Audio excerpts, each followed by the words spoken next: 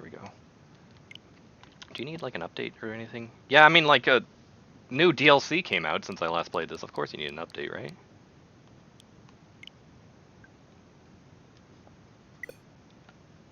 Ah, system update! How quaint.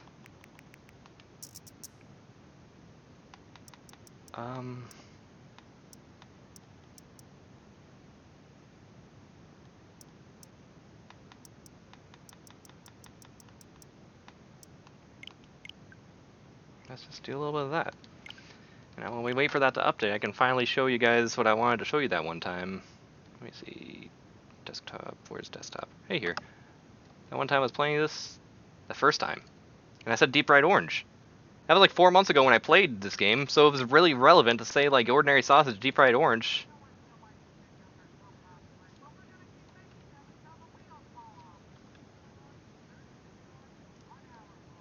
And so he makes sausages out of like anything, but then he also started doing like these NSE, I guess non-sausage. I don't know what NSE stands for, but like one of his like funny gimmicks that this guy does, ordinary sausage, on his channel. Yeah, okay, I'm just making sure that this is showing up so that like, but desktop audio is off. Now you'll be able to hear what he's saying. These videos are so popular. Don't know why they're popular. Making them until the wheels fall off. 15-minute orange, 30-minute orange, 1 hour orange. Careful with these switches. Uh-oh. Found out yesterday they can actually show your IP address. That sucks. That sucks. But luckily, I try to make sure that no one can find my stream by making sure that, like, a secret tip that I learned from watching RuneScape streams. Thank you, Isocitration, at Isocitration, for making me aware that you could just stream without a stream category. So no one is going to find, for the most part. I don't get found. I make myself very invisible, so no one's going to IP find me, hopefully. I don't know. I don't know. But thanks for the heads up. I appreciate that. This dude deep fries random things, random foods for some reason. That's filled to the brim. It's not looking good so far. I regret this immediately. This dude does a lot of dumb videos. I enjoy ordinary sausage. Thanks, Jabroni Mike, for accidentally showing me this guy.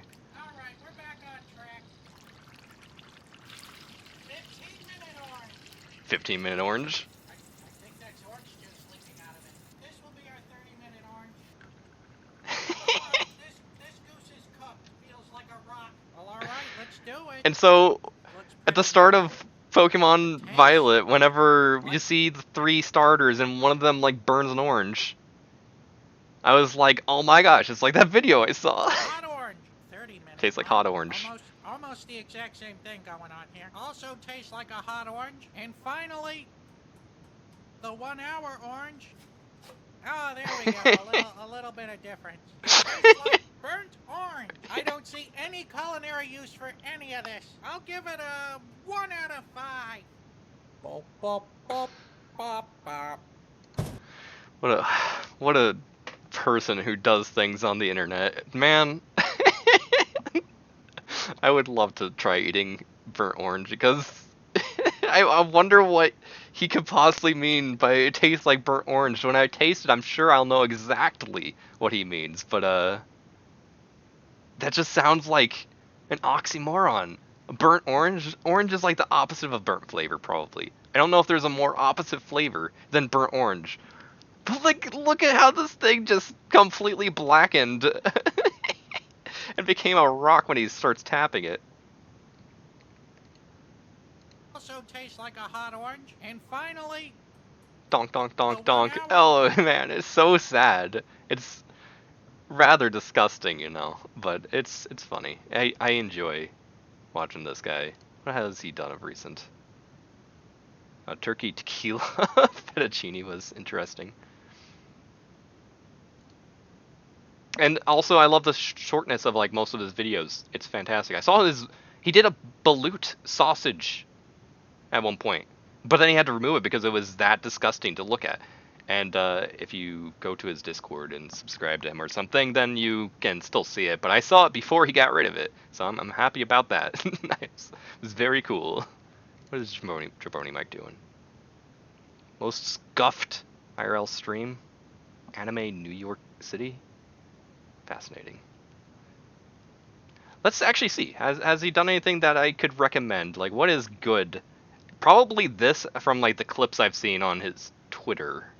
It might be good. Maybe not, because I think he really struggled with that game or something. I haven't seen it yet. He starts watching Popey. He started watching Popey. I haven't seen this either, but Popey has been on like my to-do list for watching for a while, and he was watching something by the same people that made Popey the performer. He was watching Funny Pets. Imagine burnt orange tastes like a very dark chocolate. I imagine it tastes worse than that, but because like dark chocolate with orange, like you're gonna get like my family excited. They're gonna be like, "Oh my gosh, hand me that right now." But I'm pretty sure when he says burnt, he means like terrible tasting. I don't know. That's fascinating though. I mean, it is funny to think about. Anyway, Funny Pets. I enjoyed watching Funny Pets, and now I'm excited to watch. I've only seen like the first 2 episodes of Popey, so that's awesome that he's watching this now. I hope he enjoys. Let's just look at more of his videos. And then there's like a lot of SaGa. Apparently that's a game everyone hates. Everyone loves, hates, loves, love hates it? I don't know. There's, yeah, the Cope and Seething and Vegas stuff. 1, 2, 3, 4, 5, 6 like videos, man. Yeah. And like I've heard stories from like one of his videos where he was talking about this video. This is if you really want to do psychic damage to yourself, ow! This one will give it to you. I have not seen it, but just look at that. Just look at that. Psychic damage. You will be psychically damaged if you watch that. I know it. I know it. Have you seen the Vine Sauce SaGa? I have no idea what SaGa is. It's just something that people like. I mean, I know SaGa whenever I'm playing Wagyan, because I need to know SaGa if I want to actually beat some of the panels.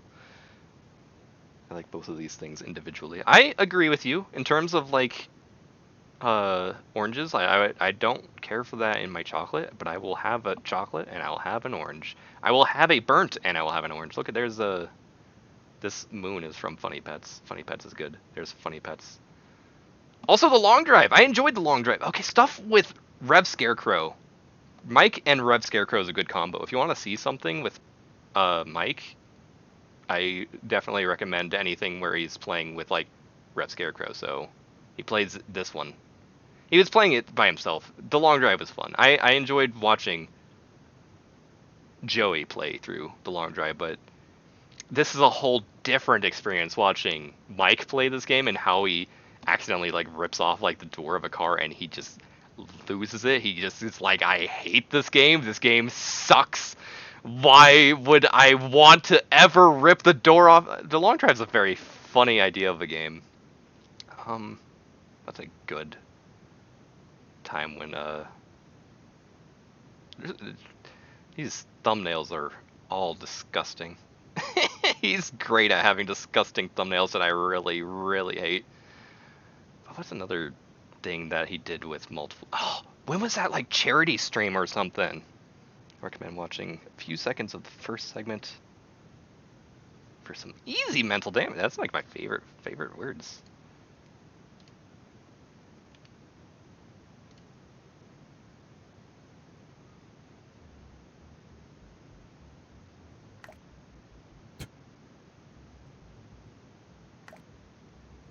Is he VTubing? Oh. Looks like 2 vine shrooms make a scoot.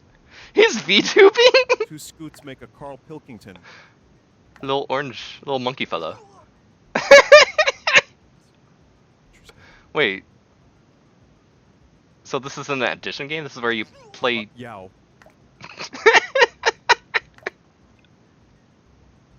So, Vinny has set a rule for me, which is that I can only play one game per game, meaning we will not be restarting.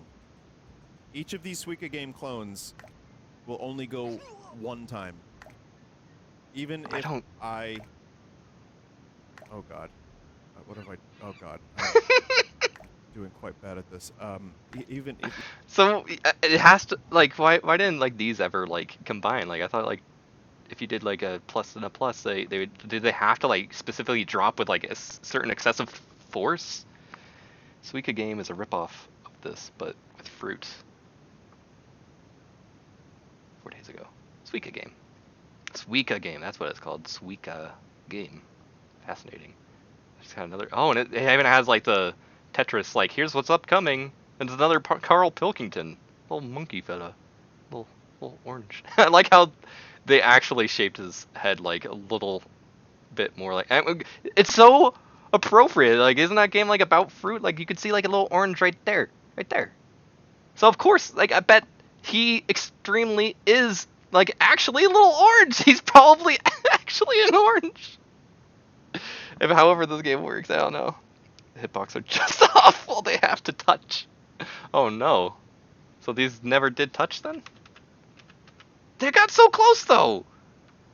Man. What? So, how did he start going this way? Which is that I can only play one.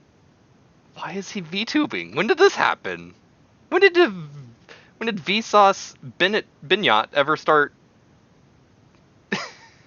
yowing with this meat? I don't get it. And there's that Germa guy. Like everyone likes that guy too. I feel like I am missing out by. I love the rat, by the way, and the trash guy. Like this, I do.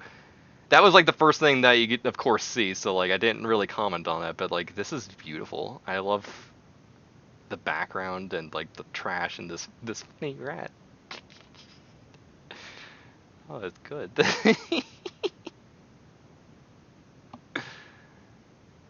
Anyway, is there anything else that I can recommend out of this?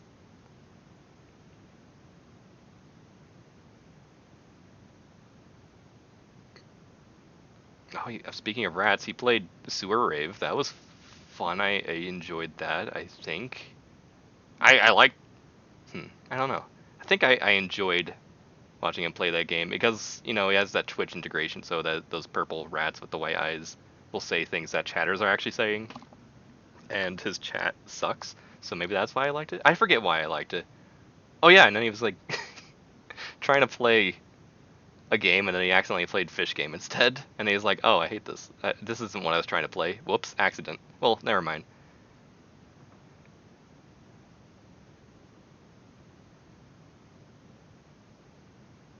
I have no recommendations. It's really hard to gosh dang recommend Mike. When I think about it, I probably don't recommend this guy. I don't. But at the same time, I do. Especially, like, you know, this is with Rev Scarecrow. This is probably hilarious. This one has a rouge on the front, so you know there's going to be urination involved. It's also sometimes fun seeing him with Fred Knudsen. Fat Nuts, or whatever. I can't recommend this guy. I can't anti-recommend this guy enough. What a bad channel. He's beautiful. This one's probably good because I'm seeing Burger King, and he showed me that beautiful Burger King, only burger you can So I mean, it's good. It's enjoyable. It's not enjoyable. It's brain damage. It's just a S-post game. I think that Jackal threw together in a few days, and he unearthed the meat tuber because Suika is incredibly popular with VTubers. Fascinating. So this is just calling out like it's like a popular thing that's happening. It's like, oh look, I'm doing the thing that the other people are doing. Look at me. But he's like in a mocking way, and he does the meat because memes, because Binyot, and what a look at this. This is disgusting. Game per game. This is disgusting. We will not be restarting. Each of these Suika game clones will only go one time. even if I... This is disgusting. What have I... Like, so here's like the chart of like how you like upgrade then. So like that times 2 equals a pizza, times 2 equals a vine shroom, equals a scoot, equals a orange, equals a bignot, equals a Nortz, equals a and then this clown that I don't get this meme. I didn't get the osmosis of knowing this meme. I know Gnorts.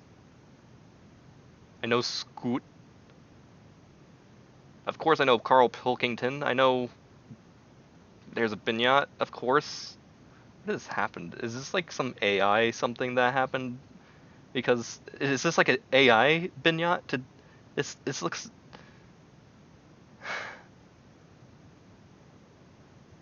like it needs to be refurbished. I don't know how to parse this man. Yeah, he already had it from like 10 years ago. Jeez, man. This Bignot man. He's a guy on the internet. Also, I just noticed that there's a big rat right here. What a good... What a something.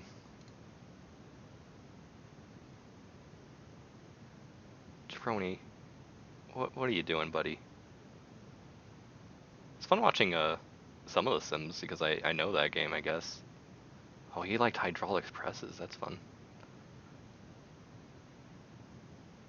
Oh, I should totally beat Pokemon Scarlet so that I could watch his playthrough of video game. Yeah, this is filled to the brim with like... I can't recommend. I'm so sorry. I'm so sorry. Here's my IP address. But also happy face because I hope it will be good. Power World got delayed. Yeah, I agree. I hope it's going to be good too. I don't think they've had a good track record or something with like releasing games. Honestly, I feel like they had like another game that was kind of hyped. I forget what the story is. If I heard it from like Jabroni Mike or if I heard it from Twitter or something like that. But like they had the game that they were hyping up for a while, and that never happened. But I really want Power World. Oh, okay, we're going back to YouTube really fast because I really want to watch that one with the my favorite thing in the world.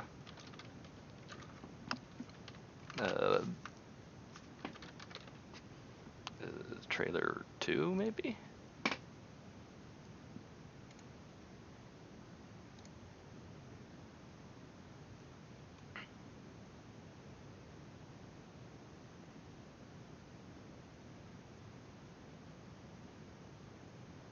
Yeah, I think this is the one.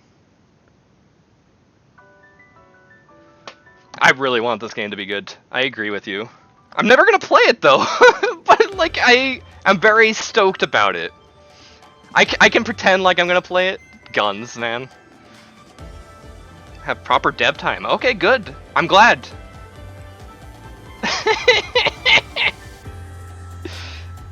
Just a Genshin Minecraft Breath of the Wild type of clone.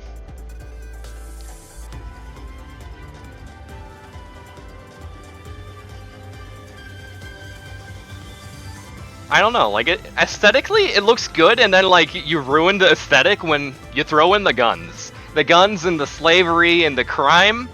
Then that kind of ruins the aesthetic, in ironically a very beautiful way. I don't know. Look at this guy. And like, it's very cute. I love how disgusting this. Look at this. They're so sad. That one passed out. Who cares? No, this isn't the one. Maybe it is?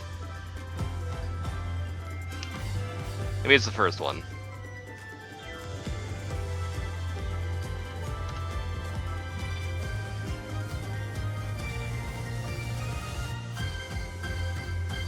I'm very excited. I hope, like...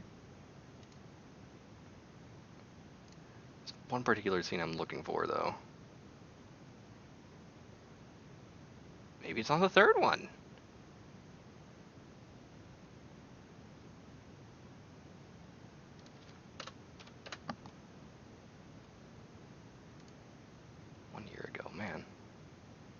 Yeah, it's this scene right here. Not that one, but that's good too. This right here, the slow pan down into this guy having freaking missile launchers. It's so good. I want this game, if only just for that. But then Jabroni Mike would have very much enjoyed just seeing this right here.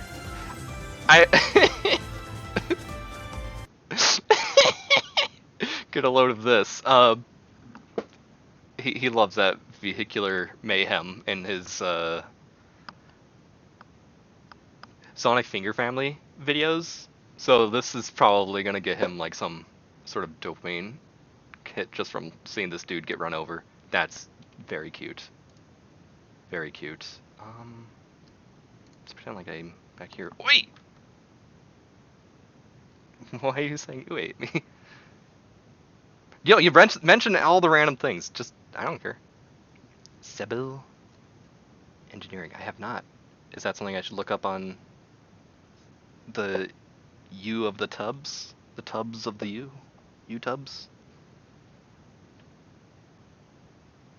I feel like I might have heard that thing mentioned up. I feel like vehicular slaughter, then you should. I mean, not sure if I particularly like vehicular slaughter, but I'm down to see it because there's a certain avenue that has been carved in my mind that accepts it now because Jabroni Mike, it sucks. Don't feed that to your ears. I have nothing else to do, so like I just put gross things in my ears. Thanks. It's very bad. I don't know why I would do this to myself anyway. Where's my desktop? Civil engineering. Oh, there's this guy. I've heard of this guy. That's probably what I probably saw, because this was definitely one of the recommended from that Suika game. That I saw this in like the recommended section. So I mean, I probably subconsciously just grabbed Civil engineering and nothing else.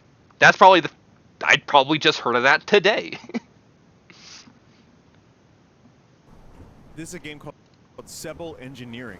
It is a game called Civil Engineering. I make the road higher. Oh. Yeah. Oh, what is it? And like I am familiar with like these surveying tools. I know. What is that called? I don't remember what it's called. It's been years since I've actually touched one of those. But yeah, I know what that thing is. I've seen those before. This is truly engineering, like actual engineering. Look at these cars. They're piling up. What is this road? What is this terrible landscape? Where is it? Where? Oh, watch out. Yes! What is he attempting to do? I shouldn't have skipped this far. This is only an hour-long video. I should watch the whole thing to steal Vinesauce content. Okay, this is good. Oh, he has a bunch of like 1,000. That's cute. That's you make the roads. It's funny. I see some of the appeal to it. I get it. I think I might get it. Can I turn this back on now? Where's my controller? Again, I will lose my controller like 20 times in the span of like 20 minutes. Oh, do you want to play some of the new games like Super Mario RPG and what was it? Oh, you okay? Ah! What should I archive then? Yeah, for sure. Good recommendation. Never seen that before. Oh yeah, that is out. Yeah, I've never seen that. I used to own Super Mario RPG, but now I don't. I gave it to someone as a friend as a gift. I gave it to someone as a friend. I hope that they enjoy their friend, the Super Mario RPG. I only played through that game once. Don't think I'm gonna get the new game because I'm never gonna find time to play it. But while we're waiting things to download, 20 minutes remaining. Let's go. I can show off things because I already made a tweet, but I can also show off a little bit of Super Mario RPG, can't I? I don't care about the remake of the actual game, but I was really looking forward to that's something I should look forward to. Yeah, I remember this. I loved the soundtrack when I first played the game, and I started looking at like Super Mario Bros. X stuff whenever Rauka was doing like the Maggle X and the Maggle X2 and the Maggle X3, and that's when I first found out about SMB X, Super Mario Bros. X, and that game loves the soundtrack as much as anyone else, any other reasonable-minded person does. So like there's a lot of Super Mario RPG stuff in there, and I love that they borrow so heavily from that soundtrack. Let me open up something again.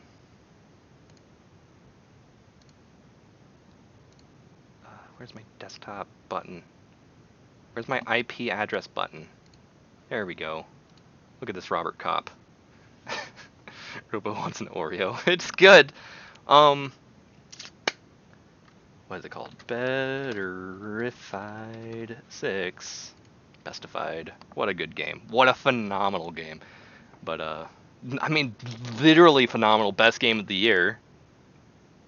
Literally. Like, Raukau was even like, he's like, I need to distance myself like 6 months from this game to see if this might be like my favorite game. Actually, let me see what he said. Alright, well, let's get started here. Let's get started. I'm sorry I'm stealing your content, Mr. Raukau, but I really want to see something really fast. I want to see what it was that you said. Are you aware of your favorite work? By this I mean, like, okay, basically through living in this modern era, everything, and eventually and passively, you will gradually develop preferences for certain things. A favorite movie, a favorite book. Also, look at that EU in there. Favor, which I'm very used to because I play a lot of RuneScape, of course, like I'm used to like these U's in there, but it's always fun to point it out. Isn't every other song is yeah, that too. But I've never played Mario Kart, so I don't know what Mushroom Gorge is. I think that's a Mario Kart song, right? I don't know, but yeah. I think I know which song you're talking about. Like, I believe I do. I don't know. Favorite show, favorite game. But have you ever thought about, amongst all your favorites, what was your favorite amongst them? Among Us? Amogus? This is what I mean by my favorite work, aka my favorite thing purposely created by one or more humans. Mine is the Shaft animated adaptation of Sayonara Zetsubo Sensei. If you know what this is, I feel this knowledge will make you do a thinking emoji and then go something like, no, yeah, that makes sense. If you don't worry about it, it's fine. For years now, my favorite video game has been Copy Kitty. That's true. I've enjoyed Raukau playing Copy Kitty. Like, luckily, Raukau was easy to like recommend stuff for. I could say like, oh, watch VIPs. Go watch like VIP 4, 5, 6. Watch all of the VIPs if you want to. And then he replays them. Also recommend watching those replaying. Copy Kitty. He's played that game so many times, and like they're all great watches. Of course, Cat Planet is like Osmosis. If you know who Raukau is, then you probably have seen that, so that's another good watch. This is up there with like amongst like definitely if you want to watch something Raukau, Betterified 6 Bestified is now phenomenally up there. But I thought his favorite anime was The Cat Came Back, which by the way is great. I will write a note of that.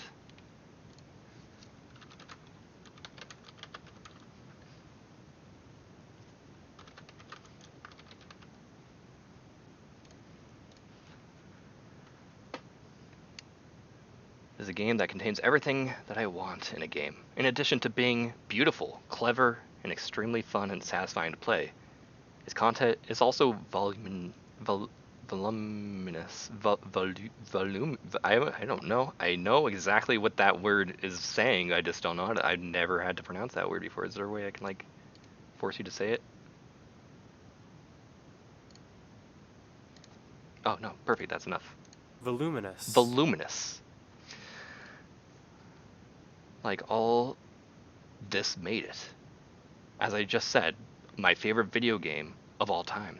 However, at no point did I think But do I like it better than SZS, which was that sayonara, whatever?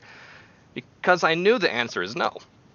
And I mean, there's no shame in that. Trying to compete to be someone's favorite thing of all thing is kind of a ridiculous ask. And there's no shame in not reaching that height. Anyway, my point is, Betterified 6 Bestified made me question this.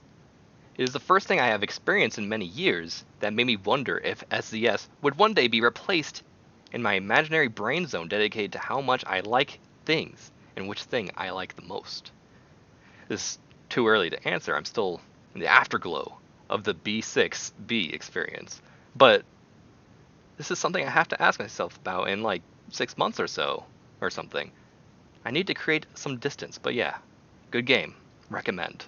This was a phenomenal game. It was awesome. Now, let's see. Is there like... Okay, it's after that.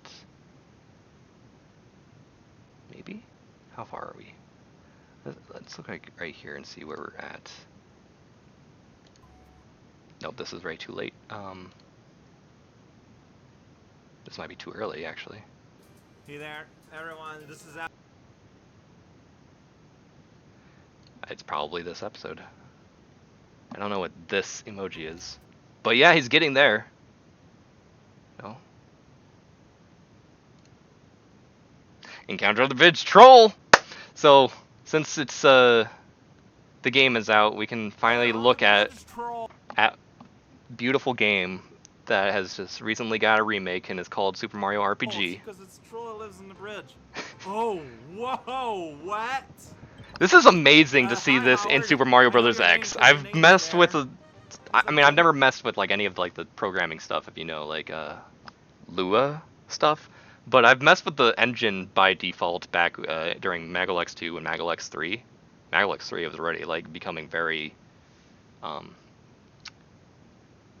proficient at like kind of just like really it worked very well. But this is like amazing to see in this dumb little engine. It's not a dumb engine. It's actually very nice, especially nowadays. But man, I love Howard, this orc troll. Oh yeah, I think I watched up to that episode, maybe one more. It's hit or miss, honestly, with like some of these episodes being way better than other ones, and some of these stages being like a little bit too on the nose or a little straight. I mean, there's not that many straightforward levels actually, but I think this game is mysterious enough where it's kind of awesome, and like by the time you get into like the end game stuff, it surprises me so many times. I just love how colorful and funny it is, and then like how like eldritch it can get too. I like this game for touching both bases. Halt, young traveler, or Toad. I also love this gimmick, this this gag that keeps running with the or Toad, and it actually has like plot relevance later on why it's called, well, everyone says or Toad, but like it's hilarious. I love it. Before you pass, you must answer my riddles 3. Or Toad. Toad is not traveling. Toad is not traveling. Riddles 3. Okay. Answer me the trolls. Answer the trolls riddles 3. Select yeah. And hope for the best. Hope for the best. This is okay. Out of the eater came forth meat, and out of the strong came sweetness. What am I? The great big worm. This one. So I just wanted to see what his like first like 3 questions from this guy is. Like I would gonna recommend like definitely watching the rest of this video because he goes and exhausts like everything that this man can ask you. It's random what he asks you, and they all have a bunch of different answers, but this one only has one answer: the great big worm. Out of the eater came forth meat, and out of the strong came sweetness. Yeah, whoever wrote this segment is good. It's very good. So, alright. The great big worm obviously says you. Of course, it was obviously. Correct, small fry or Toad. Let's continue. It's the only thing. It's the only thing I can select. What's black and white and red all over? The video game Downwell. A sunburnt penguin. A black and white cookie with bloodstains on it. It's black and white and red. This is true. This is probably true. Probably true. That is, like an Oreo?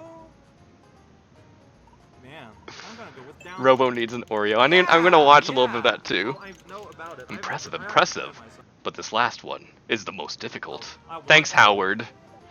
Alright. Also, while we're watching Super Mario RPG, I have another thing before we get to the Robo needs an Oreo. What has no eyes, cannot speak, lives in darkness, and controls everything we perceive. Gilgamesh? I have that book and I still need to read it. The stock market? The Mushroom Kingdom, Constitution in a cupboard. Has no eyes, cannot speak. He's reading it. I don't need to read it, but I'm sorry. I'm stepping on your content. Rauko, I'm so sorry to do this. He's giggling. Oh, that is funny. Uh-huh. If Eligor's Medium article on the topic is to be believed, the answer is the stock market, says you. That's right. What? How do you... Ah!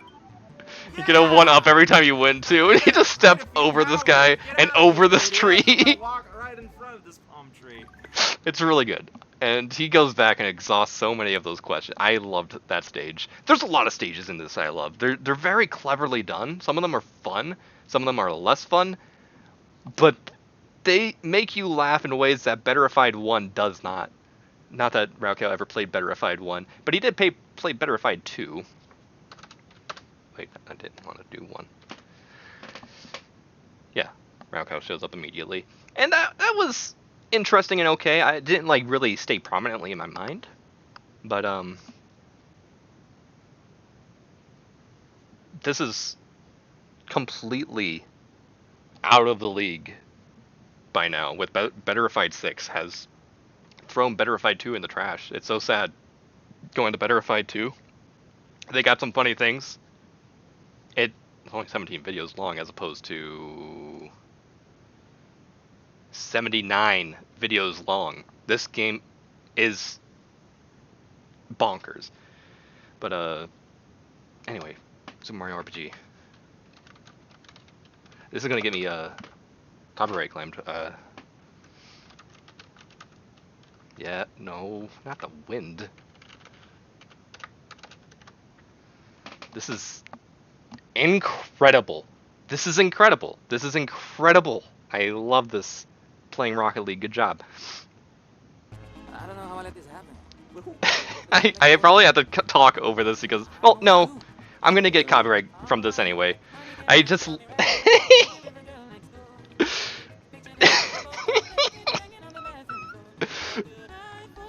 I can't describe how good this is, and the final like second of it really sells the whole thing.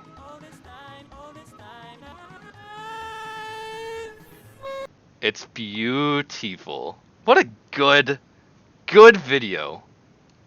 And all those Super Mario RPG fans are probably not even aware that this exists because there's only 30,000 views. This needs way more. Everyone's like, yo, it needs a full version. That's like the full loop of that song, though, so you're wrong if you say you need a full version. But, holy crap. I should have posted this, like, it came out yesterday, or was it 2 days ago? I don't know. I started seeing posts about it, like, actual screenshots and stuff in my feed yesterday, so I should have posted this yesterday, because what a good video this is. Anyway, what was I gonna...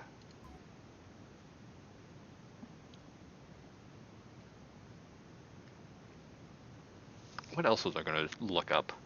How's my... this doing? Oh, that's done, that's done, that's good, that's good. I feel like there's one last thing I was gonna look up, though.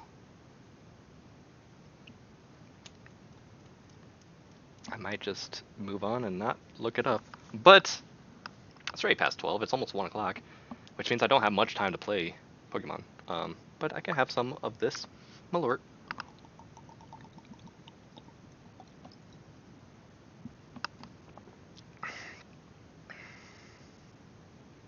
People, people pretend like it's really bad.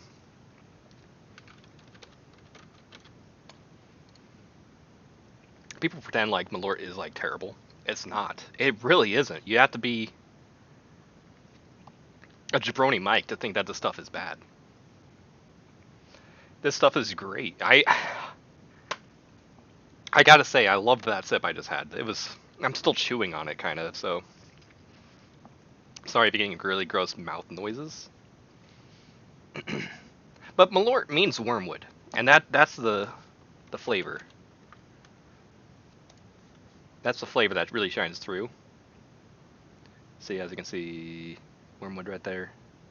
Wormwood. I've never had. I should get these. I should get this organic wormwood herb and just like eat like a handful of that. Never heard of it. Yeah, Malort is a Chicago thing. Chicago loves it, so you're not gonna really hear about it. But if you ever go to Chicago on accident, and you go to a bar and you talking with someone that's from Chicago, there's like a 30% chance that they're really, really, really proud of this particular beverage. If you're like, let's have a shot, they might be like, oh, you're not from around these parts. Have you ever tried Malort? And then they're smirking at you and they're like, this stuff is really good. And they're going to love it, just like I do. But they're going to smirk and look at you when you make that face, which you shouldn't, because it isn't that bad. It tastes great, which is why I have absinthe, which is made from... Absinthe is very cool, just from what I hear about it. I just am curious. It just is the green fairy. It's so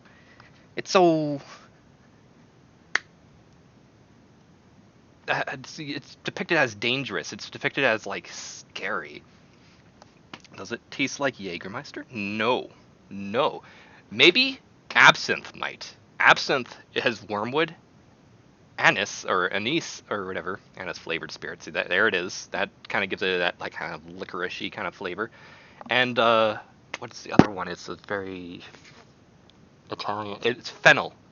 So fennel. Yeah, fennel right here. Fennel. Anise. Where's wormwood? You gotta say wormwood. That's part of the Trinity. You can't have things without this holy Trinity. That's what absinthe is. It's these three things plus other stuff. It's a very strong, and it has this milky color. Whenever you add water and sugar, especially water though, it comes with an absinthe spoon. This is how you prepare it. I'm going to pour it right now. Where's my absinthe glass? I have my legs. They hate me. Ow! And I have sugar cubes for this very occasion. I'm not going to drink it yet. But the cool thing about absinthe... Where's my spoon? Let me let you guys hear the sound of spoon and glass. So that just sits right there on top, as you see. It sits right there on top. Someone puts a little sugar cube right on top of that spoon. And then you just dribble some water over it. Usually there's like a little fountain that you'd have that you'd really dripping. You do it really slowly. But you drip it over and over the sugar cube. And it slowly dissolves into the water and absinthe, because again it's like 60 ABV, the one that I have, and sometimes these are even stronger than 60. So you really do want to dilute this. And it's such a weird substance because it turns milky, and that's not from the sugar, that is from the water, just the way that this substance is. Have a single... Yeah, absinthe was banned until... Well, I'm not sure actually outside of United States, but like I think it was even... it was banned overseas too. Like this was like a very... Everyone was very cautious about this drink. It had like very bad words about it. Like people were like very concerned because it was hallucinogenic, quote unquote. It really isn't. But like a lot of creatives and artists and writers and stuff like that would probably enjoy this rather than like having a beer at the pub. They would like go and get some absinthe, and it like got this kind of mentality of like, oh, they're like this one's like really quite a spirit that like gets them into this mental beyond state, hallucinogenic kind of state that helps like fuel their artistic endeavors, whatever. Like is that like Van Gogh or Van Gogh or whatever the heck? I don't know. Like some of these like really important artists were like known to drink absinthe. But it like was shut down for like at least 100 years. Maybe not about 100 years, I think. So this thing is like a thing of the past, which is why I have like a fixation and a fascination for it, actually. Which, oh, it's marketed as vermouth here. Yeah, it's in the vermouth section at my stores too. It's a French, which is its French name for some reason. That's weird. That is really weird. I've also recently found out that sweet vermouth is phenomenal. I like sweet vermouth. I thought I wouldn't like it because it said the word sweet in it, but it's not as sweet as I thought. I tried Dolin. Dolin was a really good recommendation. See, this is excessive at this point. Yeah. What a good vermouth that. Anyway, we're looking at alcohol instead of playing Pokemon. Let me go pour myself some absinthe. Where are you at? Right here. I was just holding it like 2 seconds ago. You hear that? Ooh. I can almost smell the fennel in there too. I'm just sniffing right off the top of the bottle. Let's see, how much is this? What size bottle do I have? Where do you say that? It's a really small bottle. 200 milliliters, so it's like a really small, like, let's pour it up to that first line. That should be like one shot, basically. Let me show you an absinthe glass. Oh look, this is perfect. So this is like the little dripper thing. You can see like these little spouts that you drip over the absinthe spoon. It's really hard to see. This is better. So it like drips over the absinthe spoon with the sugar, and becomes this like funny milky color. Let me look at that absinthe glass. See that absinthe glass? You can see like how it has this like little small segment, and then like the rest up here. So with absinthe, you're gonna have like 1 part absinthe to 3, with either 3, 4, 5, like around that zone, 3 to 5 parts water. So it's very, very, very diluted. But this, for me and my glass, this little segment down here is like perfectly a shot, and then the part above was like perfectly 3 shots, in the terms of like how I usually measure shots, which is I'm sorry to speak in ounces, but 1.5 ounces. I don't know how many milliliters that is, but yeah, it's 1 shot and 3 shots of water. So it nicely helps me measure that, because I want to have it to be diluted for sure. I like 3 parts water is enough for me to like get that flavor where it's not too watery. But I'm excited to see what this stuff tastes like. So I want to like not do like the 5 parts like sometimes some people do. Vermouth is just French for wormwood, right? Is it? Is it?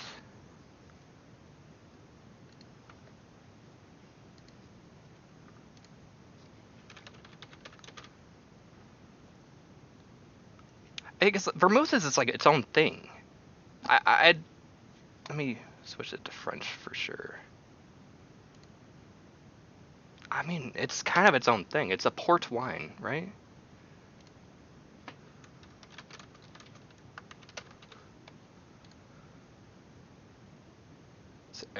Fortified wines. It's similar to a port, but not necessarily, actually, especially with dry stuff. It's fortified, yes. Aromatized? I don't know how to pronounce that. I should, but I love aromatic stuff. Is phenomenal, so that's probably why I like it. Flavored with various botanicals. Yeah, botanicals. You're saying like my favorite gin word, so of course I like this stuff. That's why I like a Negroni. There it is, Negroni, Campari. If you want to make a Negroni, you need sweet vermouth, gin, and Campari. It's like a marriage of like amazing things right there. Gorgeous. Martini, of course. That's one heck of a drink. It's very, very iconic. Dry vermouth, just a little bit. Or you can do equal parts if you want to have like a little wet vermouth, or not wet vermouth, but martini and gin. That's as simple as it is. Beautiful. I honestly never had it either. That's fine. That's ideal. Alcohol is not something to aspire towards. I'm a fan of beverages. That's why I put that in my examine for RuneScape. Why is this green and all the regional stuff I find here is red? Because I'm drinking a absinthe verte.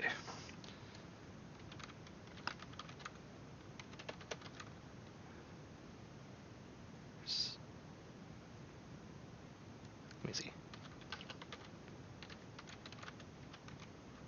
Types of avocados. Verte and Blanche. This is the one I have. This one right here. Does it look like that color really? No, mine's a little bit lighter. It might have sat in the sun for like 4 months because I was planning on doing this stream a lot earlier.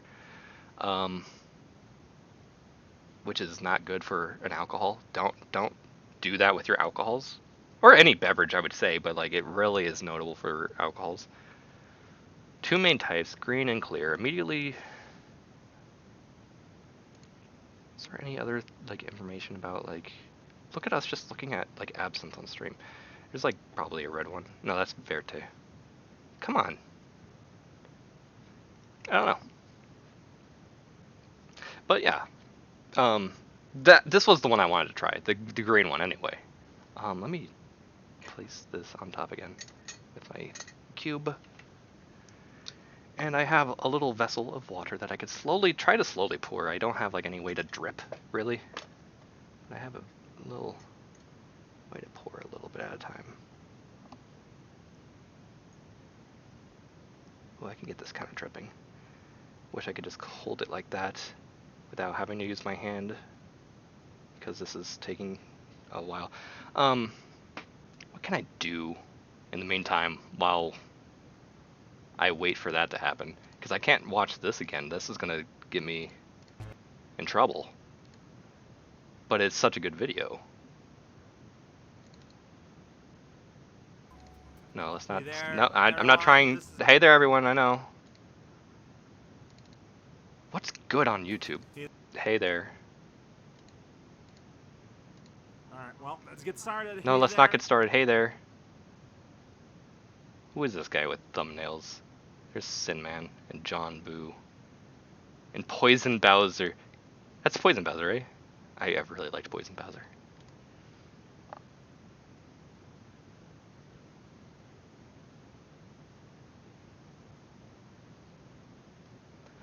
Oh, oh my gosh, when did Joey start playing Roundabout? What a perfect guy to play Roundabout, honestly. I love this game. I've never played it. But holy moly, I bet he loved the daylights out of this game. Roundabout's awesome. It's hilarious. If you don't know what Roundabout is, maybe watch him play it or play it yourself. Oh. Lethal Company was fun. I was there live. Well, there live on YouTube. He hates the YouTube frogs. He's been doing a really good job of like advertising his streams on YouTube now. Because otherwise, that's mainly why I've been watching a lot of Gibbering Mike, because I will be on YouTube more often than I'm on Twitch. It's so sad. And he's always like, yo, come to the Twitch and chat here. I'm not chatting anyway, and I wish I was there on Twitch, but it's just easier to picture-in-picture on my phone this while I play like RuneScape or something. Have this in my pocket and RuneScape in my pocket. This was a fun time, just hearing him scream and stuff. Look at this. Oh yes, A Plumber for All Seasons is also... Kuduruden? I need to play that game. What? I don't have anything to watch. I don't know what to watch in the background while I recommend the GBA one. Is there non-GBA ones? I have the very first. I mean, I know Kuduruden because Super Mario World. What's that? Neo City, is it? Like.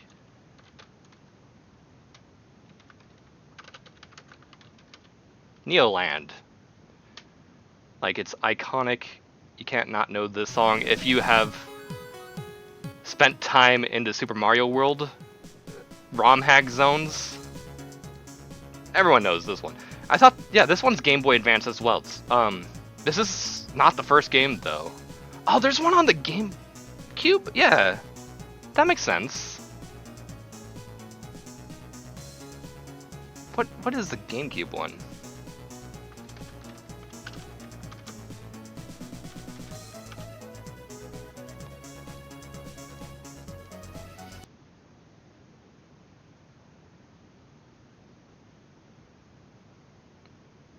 And this, I assume, was also never released in English. Because were any of these games ever released overseas? It's a funny. I mean, how amazing that. was Shut so up. everything. I'm sorry, Raocow, please. Wait, no, I should go to subscriptions. How amazing that both that shows up, Kururin, and Roundabout in my feed at the same time, because that's like a very similar game. This is a I have this on my PS4 still installed, and I have not played it yet. Oh yeah, that's right. He's in the middle. Has he beaten Cave Story yet? Go. Did he beat Cave Story? Like, I never.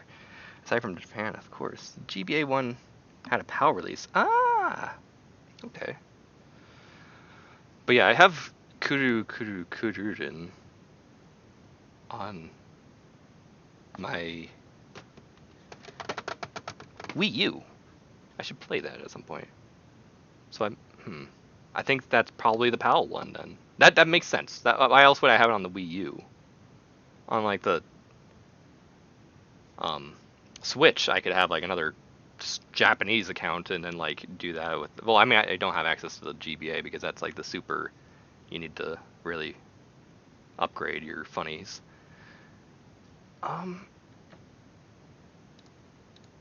Let's just listen to this while I pour this absinthe. Hopefully that's not too loud. I don't know. Oh, my poor sugar cube is already dissolving. It's beautiful. Just a little bit of water and letting it sit there for too long, and it's already like nothing. It's already almost fully incorporated. I see. Oh my gosh, it really is turning milky. This is amazing. This is my first time pouring absinthe.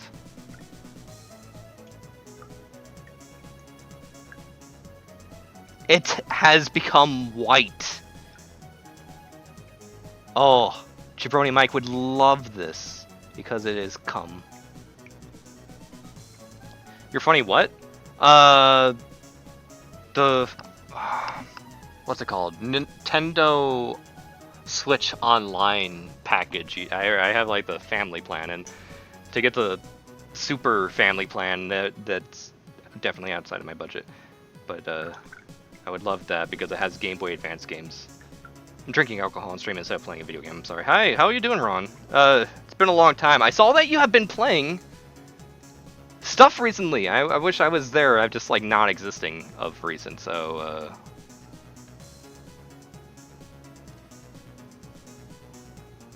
where you at? I thought you were right.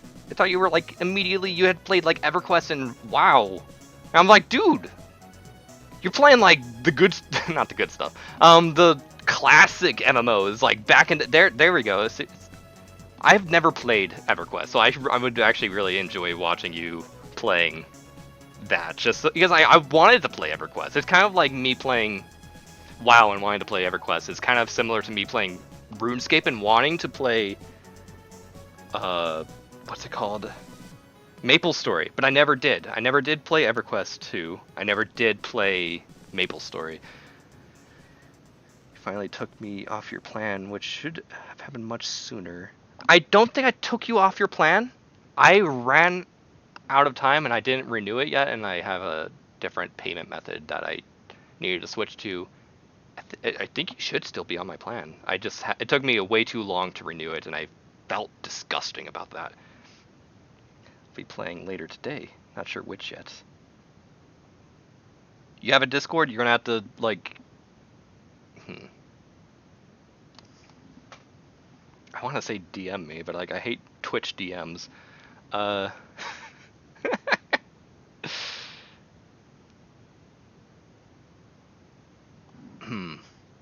You're gonna have to definitely email me that.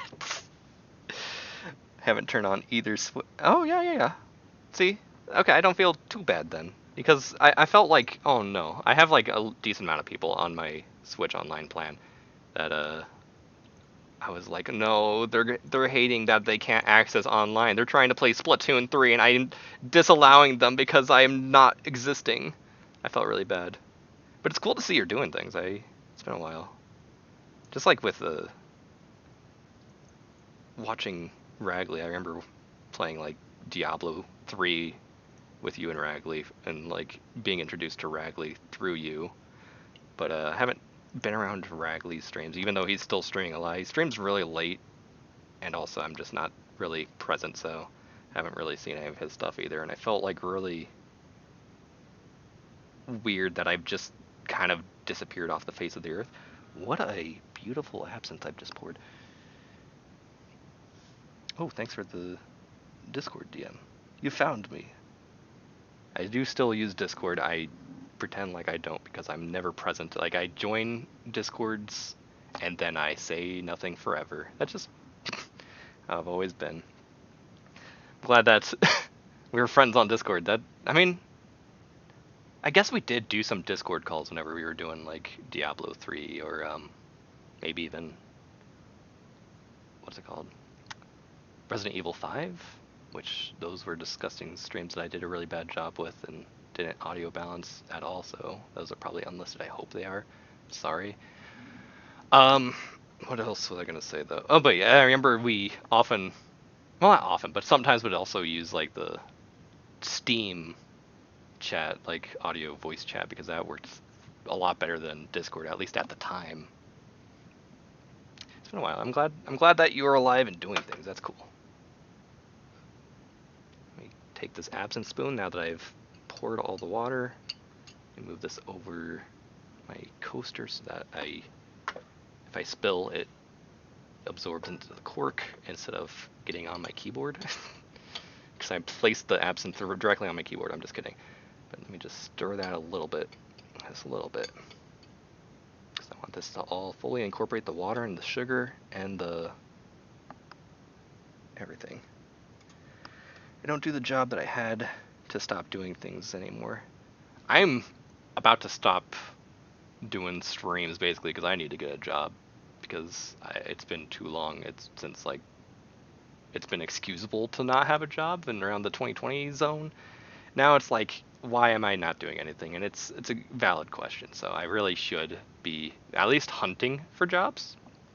And if I can't find anything, like at least like apply for unemployment while I search or whatever. But like I've been really a dummy, so. But even without doing anything, I still don't have time to stream. So that sucks. That's the most gross feeling in my life, and I've been feeling really gross in my life because of stuff like that. But I don't want to have too much negative sadness on my stream, so that's where I leave that. Have a cool milky drink, and I think my Pokemon should be fully downloaded now. It looks like it is. Where's my controller? I've lost it, yet I found it.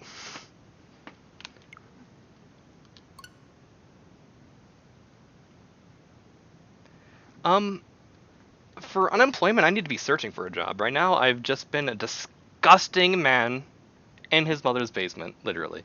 I believe I need to actively be like applying for jobs. Otherwise, I can't just live off of unemployment while doing nothing. And so I do need to start applying for jobs. It's a thing. That's where I've been really a failure to be a human being.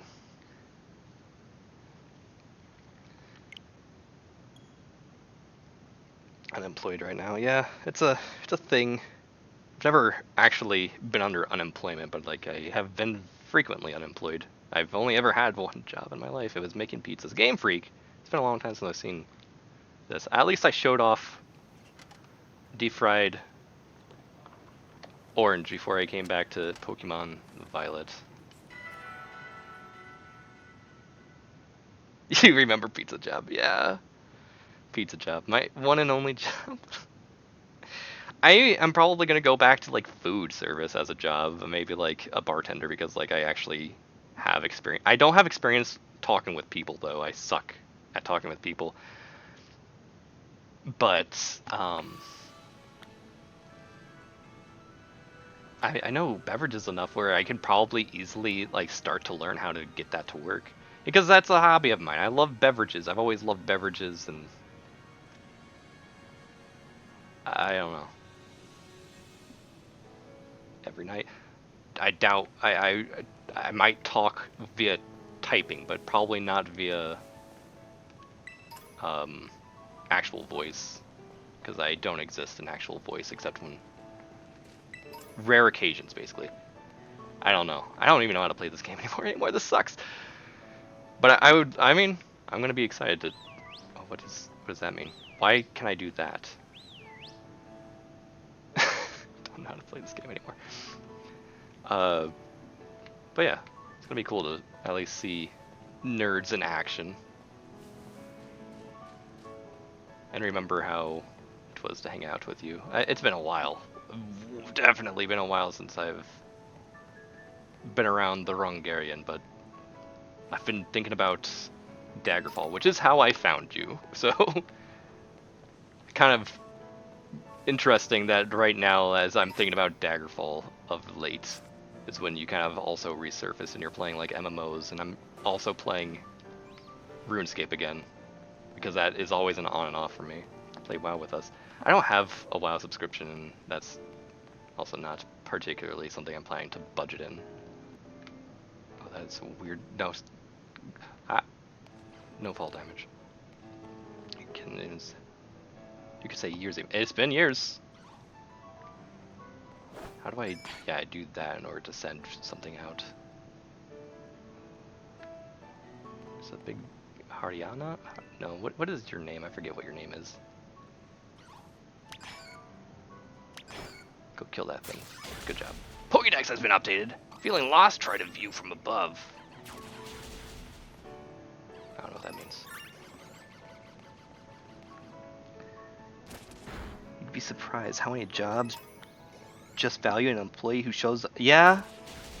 Here's the problem. I know that as soon... Are you just like killing everything? You are bloodthirsty. I didn't realize how bloodthirsty you were. Holy moly, I didn't know how this game works, I'm sorry. Shows up on time, it doesn't have an abrasive personality though. So you should be good on the job market front.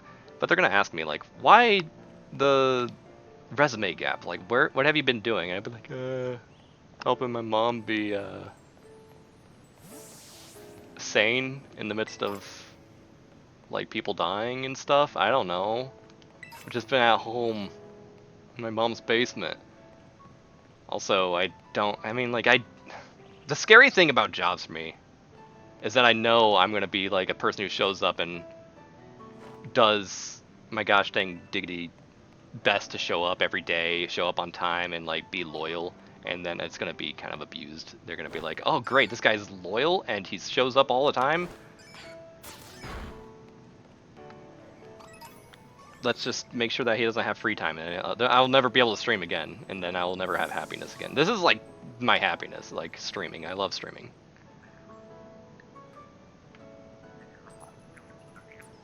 Don't notice me. Don't you dare. I want to like not fight you, but actually fight you. Ooh, nice. My bird got leveled up. I still don't know how this game works. I've never seen it in action. I have seen it in action twice, but like the last time, or both times, were 4 months ago. I have a bike, and the bike is how I jump. Otherwise, I can't jump. Only my bike can jump. This spoink. Ah, bike! Come on! Oh, I can even throw out my Pokemon from the bike. But yeah, I'm doing fake battles right now. You can like throw out your Pokemon and say, do that while I do other things. To Artisan! Yeah, I'll get a jab at Amazon. Artisan. No, I don't want a job at Artisan. The backwards long jump off the walls. Maybe. Except I don't know how... Wait.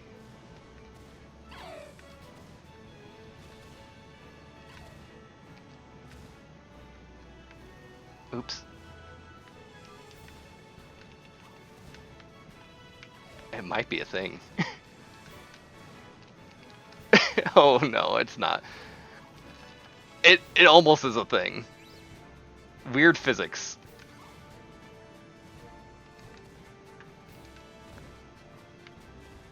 Maybe they patched it out, but one of the first things I saw in the game. It's fantastic. That was a thing.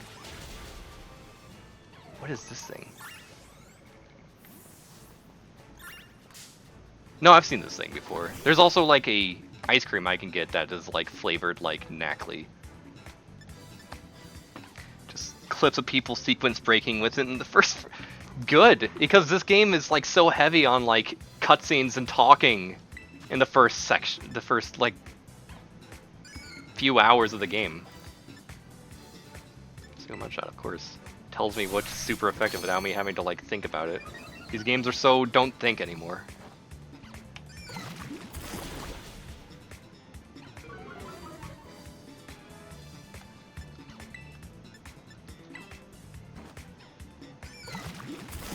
Is it worse than Lily? I don't remember. Whenever I first experienced Lily, I had a lot more time on my hands. Who's Lily? She sounds familiar. Is that like from the Gen 7 games? Wait, or is that the Gen 4 games? No, not Gen 4. I mean Gen 6. Sun and Moon, maybe? Which is Gen 7. Toxic Spikes. Tell me what Toxic Spikes is again. I don't know Pokemon anymore. I don't know these video games. I'm just streaming just to make myself kind of happy. Yeah, this doesn't do any direct damage, but something switches in, it's good. I'm not quite... Hey! Heresy! Don't evolve! No. Stop it. Huh? Heresy stopped. Good. I like you better, cute. Heresy's probably going away. Oh, Heresy, I got that from... What is it called? The intro to Drakengard, didn't I? I was listening to... One second, let me look for that Drakengard intro. I think I actually pulled up the game on my PS3, but...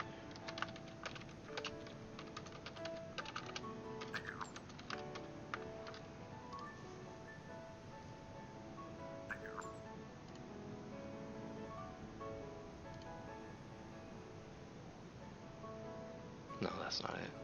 But like that title screen. Let me see if I can look up title screen instead of intro. Title screen.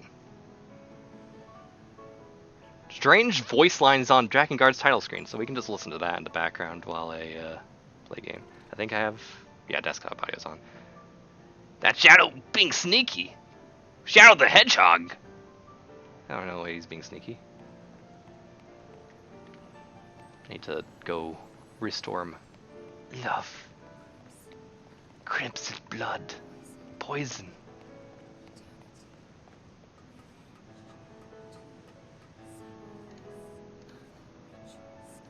Prayers, heresy, hell, solitude, madness, God of world, adore us.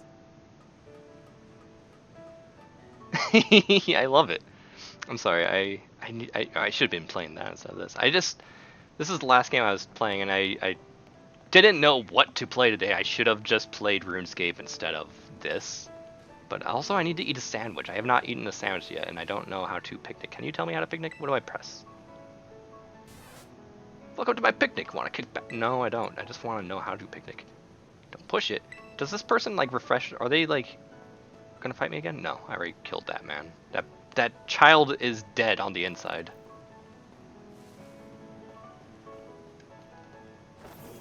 Okay, what is buttons? Oh, that's right, I have a Oricorio, but I don't have this color.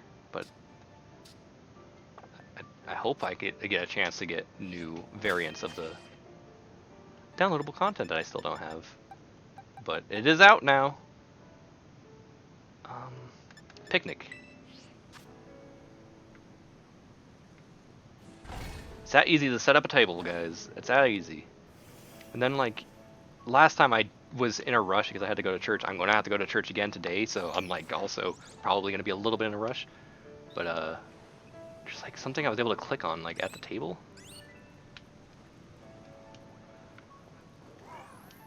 There we go. It's a picnic set. What do you want to do? You can make a sandwich. That's, like, the thing about this game, isn't it? Like, choose a ball. Which ball do you want to play with? What does that mean? Throw ball? ZR. Which one's ZR? That's the back one. It's a football. But it has yellow in it.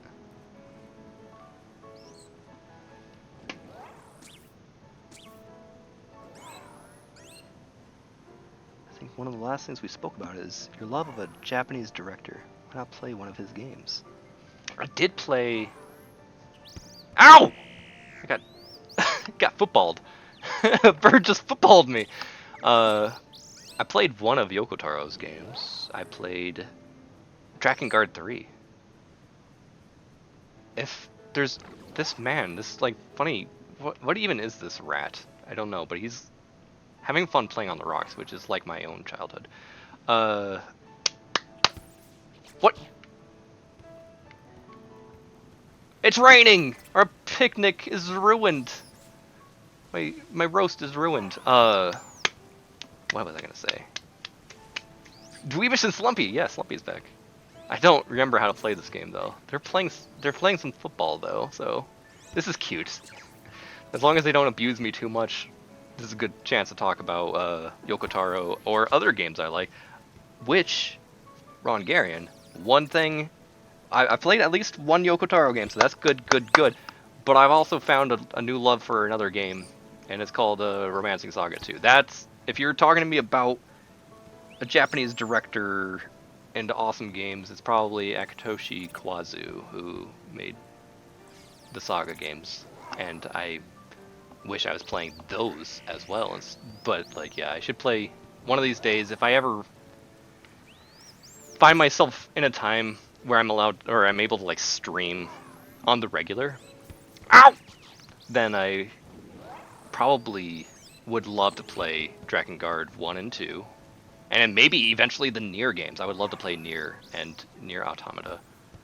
But I also, I really miss trying to play like game. Oh, that was a bad kick, Whooper. Really get good. You're at least happy though. I'm glad that you're out. Oh, I thought that was gonna hit me. It was a good kick. Whoever did that, the rat. I think the rat. I miss playing Saga 1. I would love to like retry that because I lost one of the files for like episode 2 or maybe it was episode 3, and it's just like a broken project for me, and like that game has been cursed for me. My whole streaming career is pretty cursed. But what are you doing with your glasses? Are you upset about the rain? Dweebish, you dweeb. Oh man. Dweebish and Slumpy. Oh, yeah, don't worry. I did nothing in the time that you missed Dweebish and Slumpy. I've done literally nothing. This is exactly where I left off before.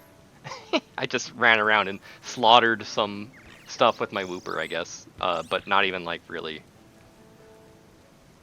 real slaughters. Like, not, like, real battles, but, like, the fake battles where I press the R1 button. I have Nier Automata on this. That's on Switch. That's freaking crazy. But only played the first area. Really want to make time for it soon. Speaking of Romancing SaGa, Arti Piazza did the new Mario RPG remake as well. Fascinating. Ow! Ow! My shins! I'm happy to hear. I mean, like, that game looked like it was going to be good, so I'm not really surprised, I guess. But then again, like, I don't know the, like, I mean, ow, my shoulder. my favorite thing about the Romancing SaGa 2, you are really bad. Ow! Good job, funny. His name is like Lechonk because Lechon or something, right? That's a good name for a Pokemon. I like Lechonk. Funny pork. My favorite thing about Romancing SaGa 2 remaster, remake, or what the frick ever, I don't know what words are, is that it didn't have to be HD 2D. Octopath Traveler existed, and everyone's like, hey, HD 2D is really popular, let's do everything HD 2D. And it's like, what? There's an emote for this guy with ears? Why does he have ears? Those are like crazy ears. This guy, I guess he does have ears, but they're always flapped down and they look like eyebrows. That was a bad kick, but you did a good job the other time. He does have ears! Oh! Lechonk. That's a good emote. Wow. It's Twitch Global? Yeah, they went with like keeping the overworld the same as the Super Nintendo version, but they did a really good job on boss sprites. Fascinating. Oh, are you talking about the Romancing SaGa 2, where it was like almost exactly identical, except that like your eyes don't bleed as soon as you see the intro? I mean, let's go look at the intro to Super Famicom game, Romancing SaGa 2. See that intro, because it makes your eyes bleed a little bit. It's going to ruin my frame rate a little bit, my bit rate, I mean. Desktop. Look at this, what a game. Poison. Eternity. Revenge. 2. Sacrifice. Mother. Ritual. Scarlet. Prayers. Heresy. Hell. Solitude. Sky. God of world. Adore us. Yeah, there's just such a difference in like the touch-ups in this game, where it looks, I mean, it's all like largely identical. I didn't know Miraidon just like licked the ball, not really licked, but like hit the ball with its face, but not really in a Pokemon style. You can't see that because I'm showing you this instead, but Romancing SaGa 2, I love this game. It means so much to me. I would love to play it, but this game would require too much out of me. I'm not, ow! I just got kicked by a soccer ball. I'm just not capable of playing a game like this, and it saddens me a lot. I wish that I was able to like stream more often. If I had like accidentally fallen into playing this game back whenever I accidentally started playing it, like I would have loved to have documented exactly all of my opinions on this game as they surfaced. There we got the 7 heroes. They were good people, they saved the world or something. There's the 7 heroes. Great people.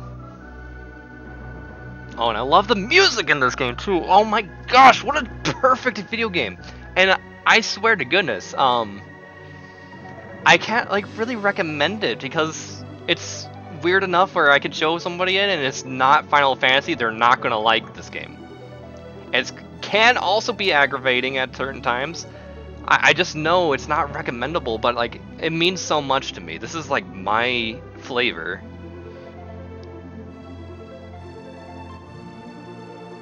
I love this game. I'm like crying almost.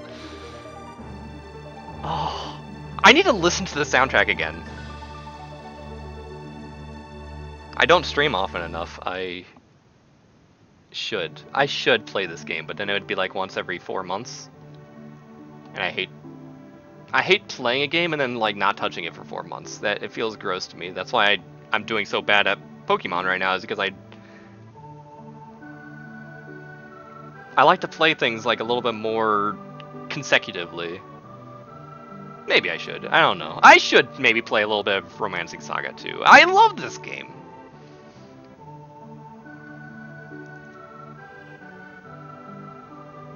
Oh.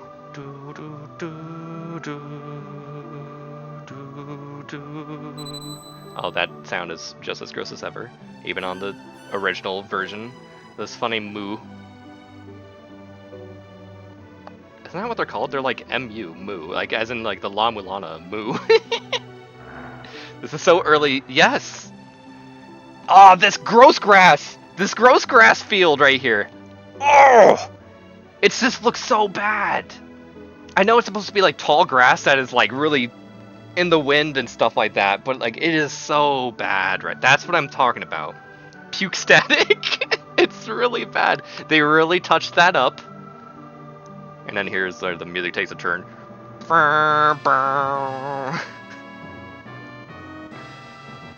I'll show you the remake soon and skip actually to that point whenever we get there, and then you can see what it's actually intended to be.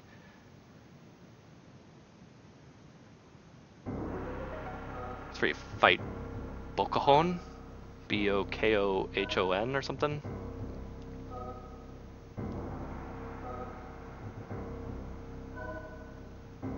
Yeah. People are hoping that things are going really bad, so that everyone is like terrorized by monsters. They're like, man, I wish the 7 heroes would come and save the day. Oh, I love this game. Look at that Imperial Cross. Formations is such a good system. I love it. Is it very Final Fantasy RPG or Tactics Ogre RPG? I don't know either. Or I mean, I know Final Fantasy. It's closest to Final Fantasy 2, if I were to say anything. Final Fantasy 2 did that thing where it's like, oh, you're using an axe and you're getting good at axes. You're using fire magic, then you're getting good at fire magic. That's what this game does. It does a lot of, like, you level up what you use. The Elder Scrolls kind of style thing. Yes, and this also introduces this sparking system where you can Hiremeki. Get an inspiration on the battlefield while you're fighting. You might just be attacking with your longsword, and you learn a longsword move. That's the thing about this game, actually, is that like a lot of these moves are very unique, and they're not like you're learning Fire 1, Fire 2, Fire, or Firaga, that type of like progressional line where this thing just does damage, that thing also just does damage, that thing also just does damage, but they're all fire-based damage. There's fire damage, but like everything has like secondary effects, and like things take a real spot on the field where like for example, if this guy does this grand cross move, it's going to be in the shape of a plus sign, and it looks like a little bit off, but it hits everybody, including the person who's downed. There's a lot to talk about with this game, but it's kind of in depth, and it doesn't make sense when you first play it. Cross between Final Fantasy IV and Lunar. I don't know what Lunar is.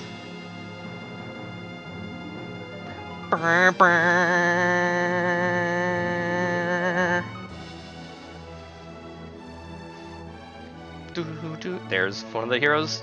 2, 3, 4, 5, 6, and 7. There's our 7 heroes.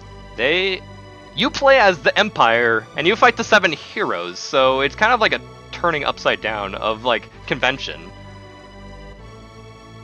Romancing SaGa 2. The Sega CD game. I don't know anything about Sega CD, except for Sonic CD, which was a cool video game to watch, but I never played it myself. Oh, are you gonna, like, let me... Yeah, you're gonna let me listen to this whole... title screen music is so delicious.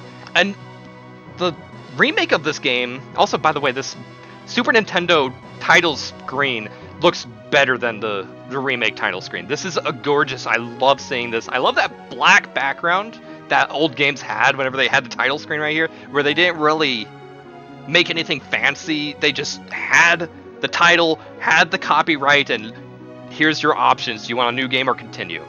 I love it.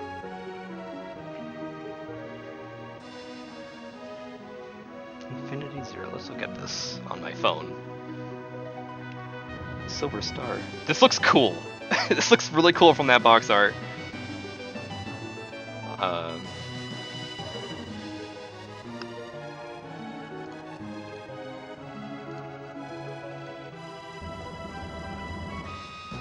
Very cool looking. Working Design Ultra Series. I would definitely like to maybe give that a try. Looks nice. This is the best version of this song, though. This song kind of shows up in the first game and the third game for the title screen, the Romancing SaGa theme. Not even like the regular Saga. This is its own thing. Versus, oh my gosh, the soccer ball ended up on the table. You can't see that though, but it did.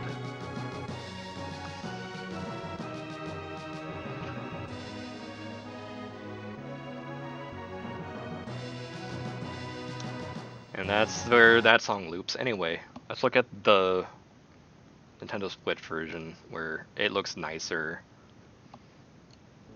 Yeah, it's got like funny animated stuff. Whenever these 7 heroes show up, they're like, oh wow, they're actually like in cool looking whatever the heck. 1993, when did 1 come out? Very early. Romancing SaGa 1.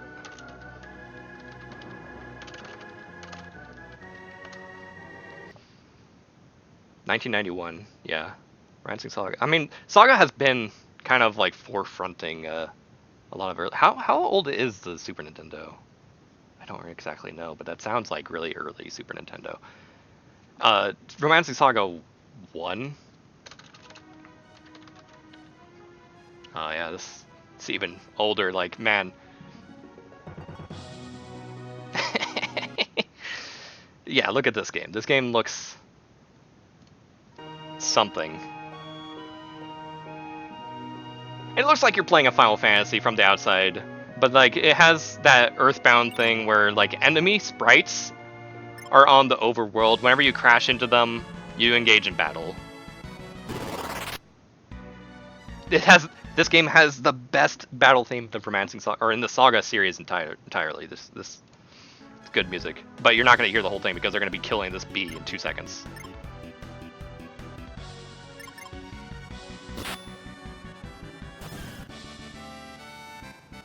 This game is very weird. I would love to play it, but like the formation system that's in the second and third game are not like really present in this game, but it kind of has like the row system of like Final Fantasy, but like in a really weird way, like where like some people would be right here, maybe there's someone in the middle, someone behind, and like you have to like advance if you want to like move closer to start doing more damage, like to approach the enemy. Like you have to like choose to advance in combat.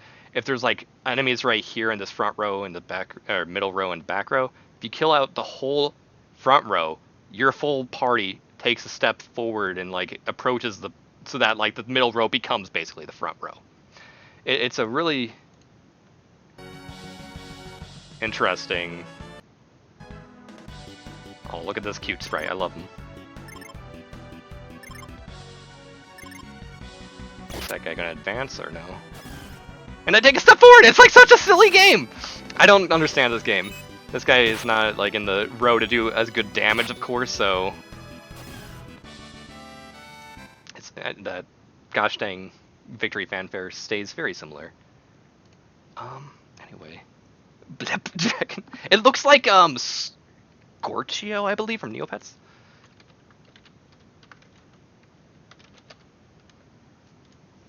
Show me a Scorchio. Looks like this guy. See that guy?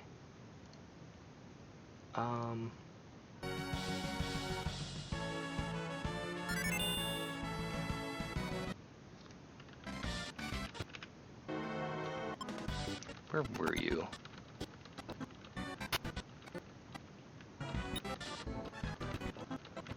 There you are. It's a little Scorchio. It just got the blue paint. You put the blue paint on a Scorchio and you get this guy, right? Does that make sense? He is kind of bluffing though. I didn't really realize that before. He's cute. It's very cute. Final Fantasy V battle sprites. Yeah, these look extremely Final Fantasy V. They do. You're right. And I love Final Fantasy V sprites. I mean, I've always loved how the different jobs each character has a unique sprite for each job. It's that's a good game too. A game that doesn't get talked about nearly as much as 4 and 6 because 4 and 6 have the good stories or something, and 5 has a very vanilla story, and no one wants to hear a vanilla story. They already played Final Fantasy 1. Why would I want to talk about the 4 crystals again and the plight of the world and a very obvious evil? I don't know. I guess that's like I'm just describing every Final Fantasy, not just. But like it's very vanilla. It doesn't do anything cool with like the characters that you play as, I would say. And I guess that's the reason why Final Fantasy V kind of, even though Final Fantasy V is still popular amongst people that like to do the 4-job fiesta. I'll stream it and taunt you because you refuse to play. You're gonna hate it. Wait, stream what? Romancing SaGa 2 or Final Fantasy V or what? Stream anything and I'm gonna feel bad because I can't play nearly as much as other people can. So that's just always me. That's just what it is. Scorchio, Jalert, and Elefante were my boys back in the day. I don't know what the Jalert is. I forget who that one is. I liked Eerie, or however you pronounce that like griffin looking one.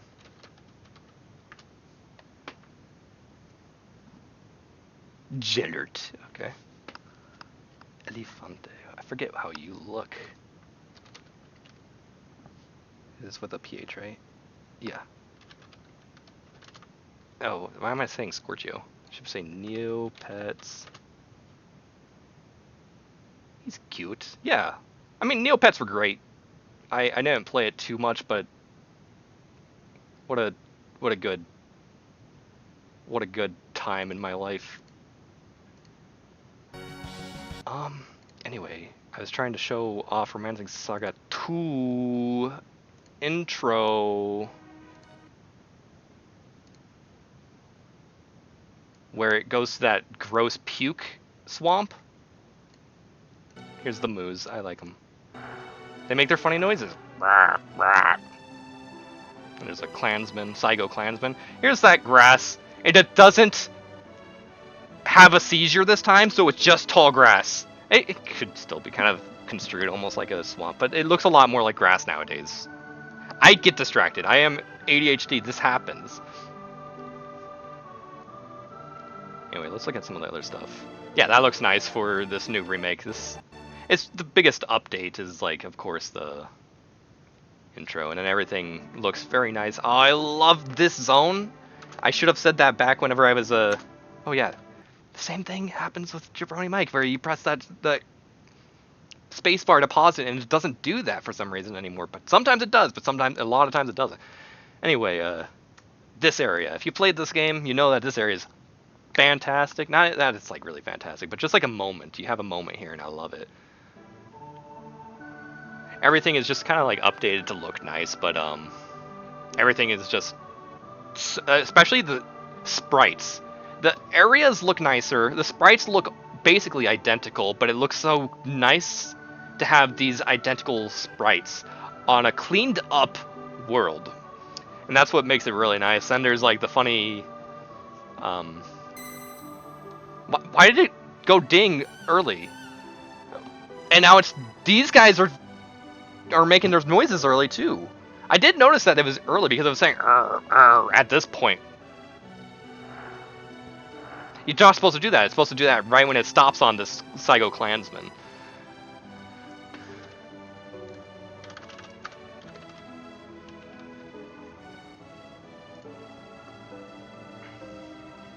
But yeah, a lot of this area is very recognizable. This place, Romancing SaGa 2 is interesting also in that it's, well, Romancing SaGa in general is it's known as like an open scenario game. It's not quite open world. It's like the green wall with water damage. Good. It's not open world, but like you can kind of like branch off into like a lot of directions, any direction that you want, and just tackle things. Yeah, it's playing songs before their time. This is like kind of desynced. I don't know why this is desynced. So having monsters in this town is a regular thing. Ellipses. If only the 7 heroes returned. Yeah, that lava parallaxing was good. Yeah, see, it's doing the battle thing before the battle even starts. Oh, dead already. That's so Therese. That's so Therese to die. She does that all the time, and every time you see someone die, also you notice that like this person takes damage. 59, but also 1. People have like lives in this game. There's kind of like a sort of permadeath thing going on, where your party members can be actually killed, not just knocked out. because she's back for this battle. She just lost one of her life points. She has probably like 12 life points, and so if she gets downed 12 or such time, maybe 15, who knows how many she has. I feel like she has 12 or less because Therese is so good at dying. She will be ejected from your party, and if you don't have 5 people in your party, you can't do this Imperial Cross formation that they're doing right here, which is their downfall when it comes to this Spriggan, who's gonna do the Grand Cross, which attacks specifically, yeah, Grand Slam. Does that beautiful...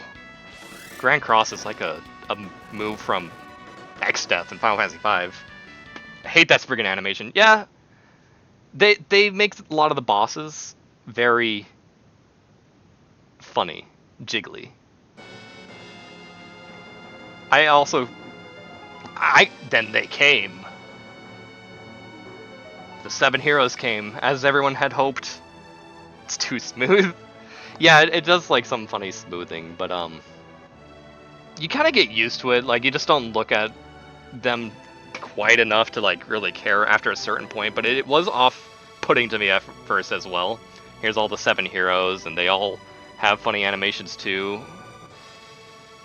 There's Wagnus, that's a guy, even though it had breasts, don't worry about it.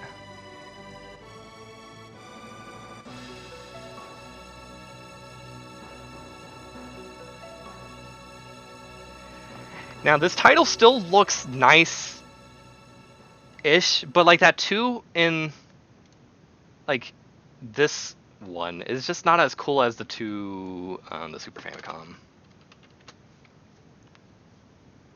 That's spoilers. That 2, I don't know why I like this 2 a lot more, and I love like this selection over that Continue or the new game. I love that selection. Like it's just nice.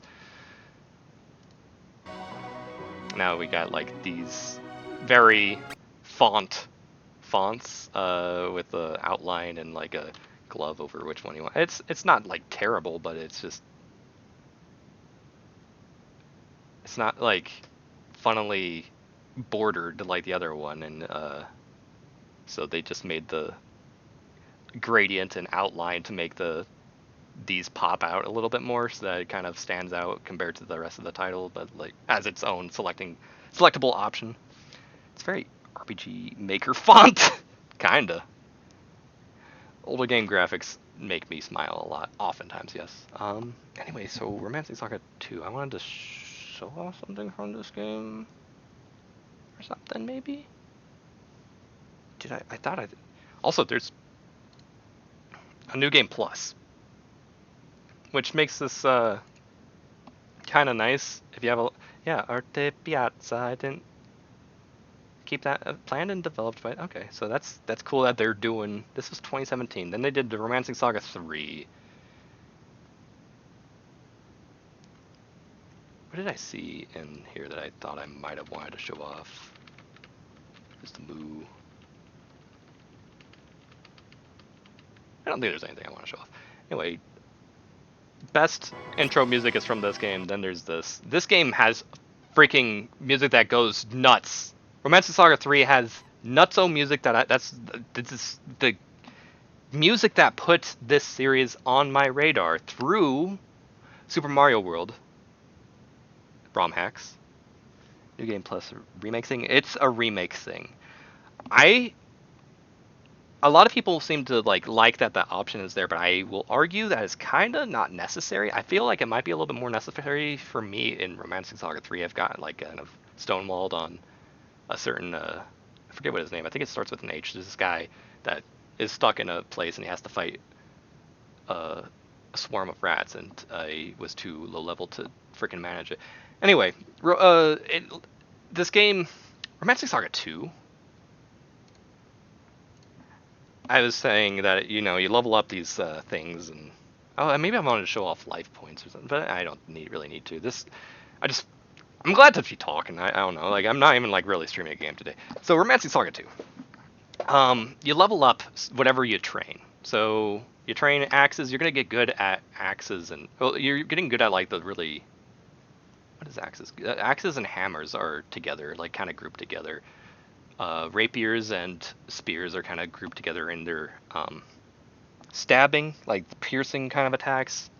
crushing kind of attacks, and then there's slashing kind of attacks, and then there's the various types of magics. You level those up like per dude, but also secretly, and it doesn't show you. You level this up like as a global level in the background. So as you start to like get further in the game, and the years go by, and you're not playing the same party anymore. You're choosing a new party, because that's like kind of what you do in this game. You're always playing like new characters in a new party. They're named people, but they are very unimportant. They're like, you start off as like an important named story guy, but then everything else beyond that is just like, I'm picking that guy, and I'm just choosing these people because they are that class, not because they are Cloud Strife and Tifa Lockhart or Terra, whatever her name is, because I don't know like any of these. They're not Cecil or any of like the cool Final Fantasy named people that have a story. They don't have a story in this game. They're just like part of your. That's what Saga has always been about. You just like you have a party of not like no-name people, even though these people are named.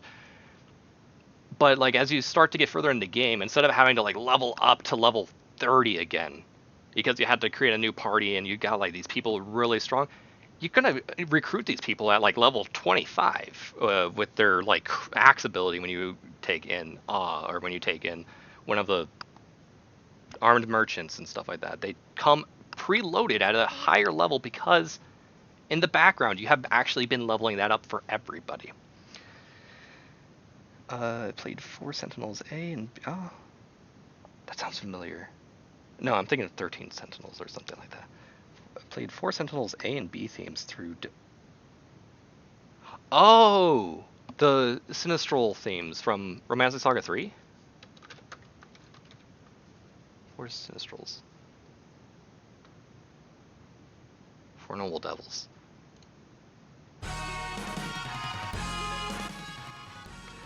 Anyway, Romancing SaGa 2. So yeah, you're leveling up that in the background. And so like you think, well, then it doesn't matter. Why would I ever need to do New Game Plus? It keeps that type of thing. The global levels and your money and stuff like that transfer over with your New Game Plus. I think a lot of the items that you do and your storage also transfer over. But the reason why you would do a New Game Plus is because another thing levels up secretly in the background that you don't know, and it's called Battle Rank. Enemies are classified by their battle rank. As you start to play the game more and get into more battles, enemies start to get stronger. Stronger enemies start to show up. Not that they get stronger, but stronger enemies show up, and they can outpace you if you start like running away from battles and stuff, and you aren't leveling yourself up, but you're leveling up that battle rank from entering battle. Just entering the battle is enough to get paid for the battle, unlike Earthbound, where you have to actually beat the battle in order to get paid. You get paid every battle because it's a progression in time. You get paid for that battle, and you also increase the battle rank. So yeah, running away is going to get you paid, so you're like, don't worry about it. Just keep running away. It doesn't matter, right? But yeah, it increases the battle rank, so eventually now you're going to fight like things that are stronger than your bosses because you've been running away that much and you let it outpace you that much. And things will start to, it gets out of hand if you're not careful. But I love this game because of that Hirameki, that spark, that I forget what else they call it, but like that spark thing where you start to get new abilities per weapon types. So if you're using a fist, you might learn a new fist weapon or fist attack just by using your fist. That actually has a lot of hidden numbers in it behind it as well. And like when you have something that's higher in battle rank, so oftentimes when you're fighting a boss, they're considered a higher battle rank than what you're probably dealing with most of the time. Bosses is where a lot of people learn most of their abilities, and abilities are really cool in this game. I can't explain it, but I can't stress enough how cool abilities are in this game. And that helps balance things out, because when you start fighting like end game monsters, even if you're not prepared for end game monsters with your equipment and your levels, you'll start getting end game attacks, which help to kind of even things out always. And so it really kind of is interesting how the Romancing SaGa 2 works. It does this open scenario thing very well, and I wish other games would try this out, or like that they would make a Romancing SaGa 2 -2. But like, no, I'm also happy that it is secluded as its own thing, because even like Romancing Saga 3 does a lot of like similar, probably battle rank, and it does, I think, global levels and whatever. But it's like that regular Saga 1, Romancing Saga 1 type of scenario that like I guess it's maybe like an Octopath Traveler, where it's like choose your character and go through their story, and then like there's 8 characters. You can start like recruiting characters like of the other story, and they can help you out. But each character has its own story. You almost want to play the game 8 times, in a sense. Maybe not with Octopath Traveler. It might be like a little bit more streamlined, so you can experience everything in one go. I don't know. Just don't run away from battle. Problem solved. But yeah, it's interesting. I like a lot of the systems at play that you don't feel, or you do feel, but you don't realize are happening in Romancing Saga 2, because it's all background stuff. And I don't know, it's just kind of it's a very straightforward, almost vanilla, probably, in story. Except that, again, like, it kind of turns things upside down. Where you play as the Empire, and you start like claiming all of this land. You like go from town to town, and you help out their residents, and eventually you get them as your territory belonging to Avalon's empire. And so you are spreading out your influence, and your main goal in this game is to take down the 7 heroes. I know I have Romancing Saga 3 in the background when I'm talking about Romancing Saga 2, but this is good music. And then there's another version of this, so let's listen to that now, because this one's also good. I mean, there's a lot of battle themes. Romancing Saga, I does a good job, but anyway, yeah, it just kind of turns that upside down. Also, it's really interesting in the sense that money is like very little. Oh, going to inns is not for HP in Romancing Saga 2. You heal automatically outside of battle without having to use any sort of healing items. You just heal to full health. You don't heal your magic points or your skill points. And that's the reason why you're going to go to an inn. But for the most part, it's easy to go from battle to battle, because you don't have to menu between battles like you would in like early Final Fantasies. When I played JRPGs back in the day, it's very anal about never running. All battles must be... That's cool. It works well in this game. But it also...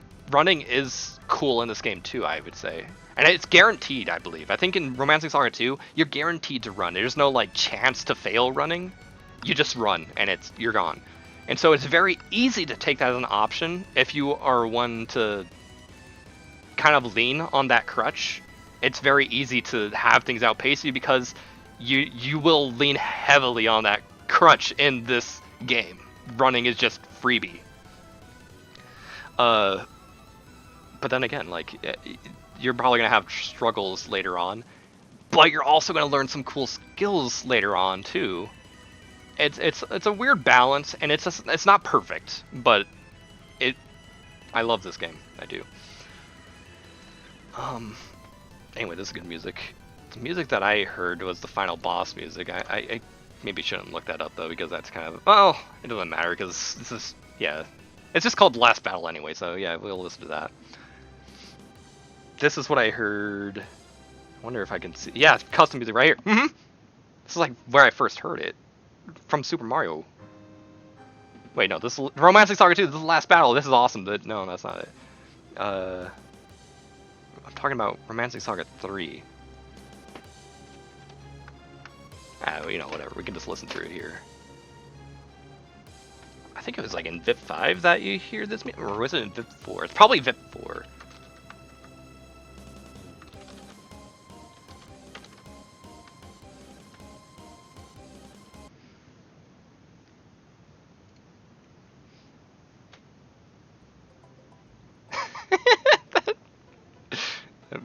Super Mario World music, and then you jump in.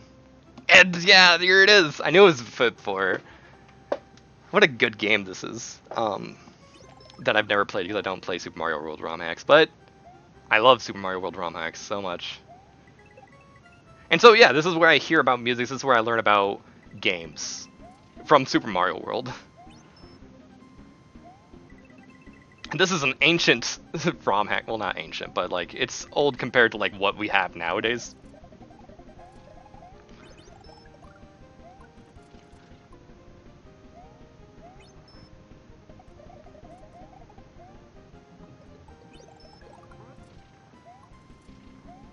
Oh, whoa, that's scary.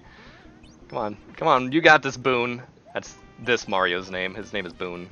It's a Japanese meme because this game is still waiting for you to stream Let's Give Up. It said a phrase? I don't know what I phrased. I don't know what phrase I just said. What's Let's Give Up?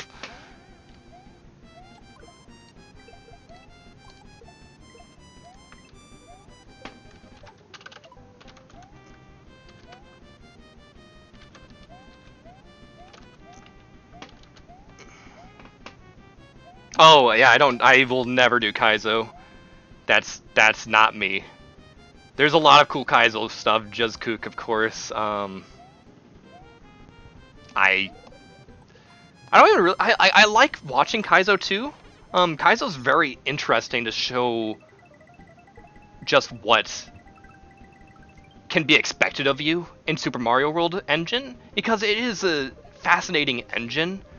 But the thing is, it's like an old game, and like people have modified it, of course. So like, there's very like stuff like that. What we're seeing right here, this is just interesting. But a lot of stuff, like really clever uses of like weird glitches or weird interactions in this game. Oh my gosh, that's crazy. Lead to like some awesome stuff in Kaizo hacks, where they like just seeing like what can be done in this game is awesome. Oh, you make me want to play through some old games. I love old games. I hate new games. That's why I'm not playing Pokemon. That's why. I mean, like, I could be playing like old Pokemon too, but like, I don't know. If I'm gonna play Game Boy, I'm gonna be playing Saga 1 because I like Saga 1, and I will never be able to play that game. It's so cursed. I love it though. It's old compared to what we have nowadays. It's just a very good sentence. I mean, I'm sorry, it's true. Oh yes, there's penis fish and penis bone fish right there. Get it? Bone. Yeah, it is a little redundant on my end to say something like that, but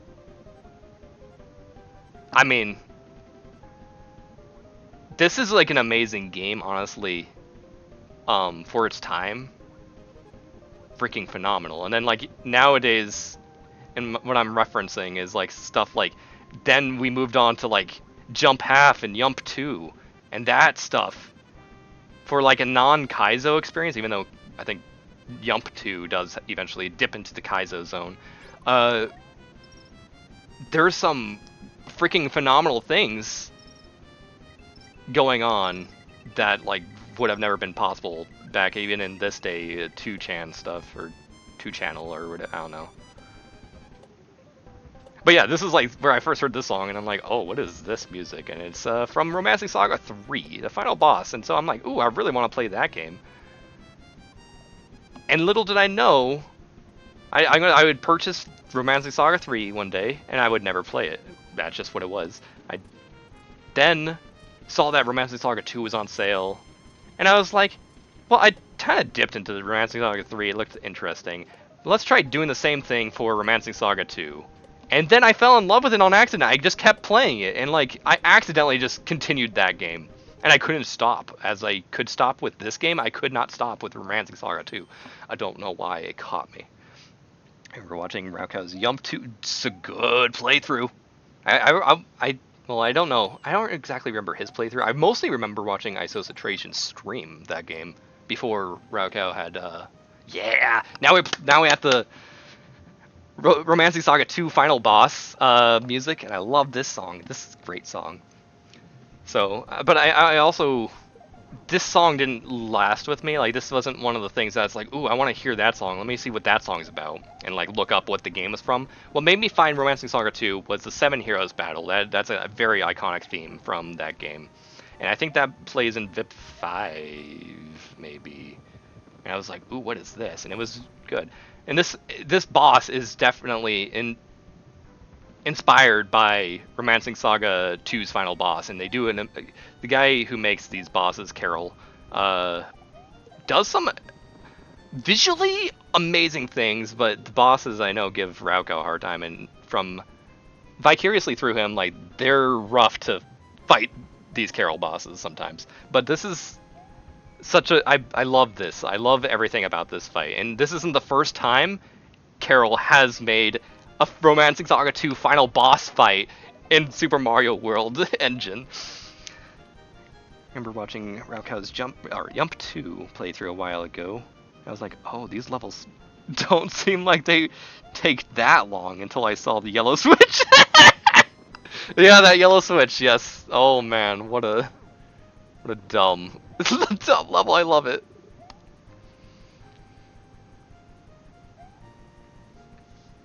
Anyway,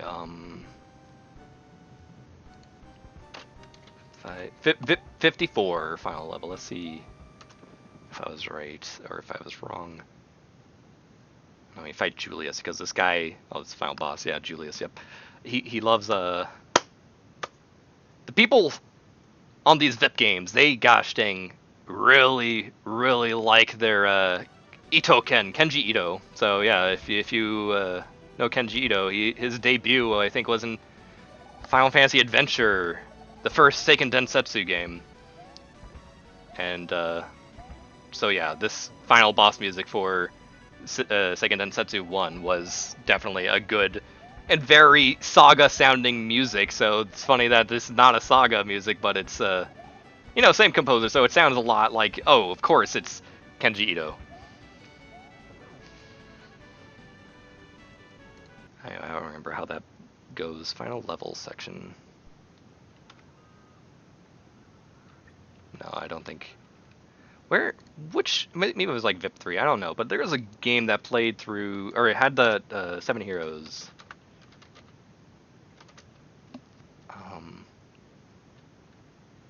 Romancing Saga 2. Did not see that at first. I was like, where are you? Why aren't you here? Video soundtrack, Encounter with the 7 Heroes. It's an iconic song. I had to show it off. This... I love Romancing Saga 2. I'm so sorry. I'm just thinking about it, and I'm loving it. There's Agnes. It's very emotionally charged, this music, and it makes a lot of sense, I feel like, just in the themes of this game. Ouch, that hurts. And there's Noelle. Show me other people. I don't know all the names. There's Rock Bouquet. I don't know how to pronounce that name. It's like literally spelled Rock Bouquet with like the T at the end or whatever. And there's Soubier.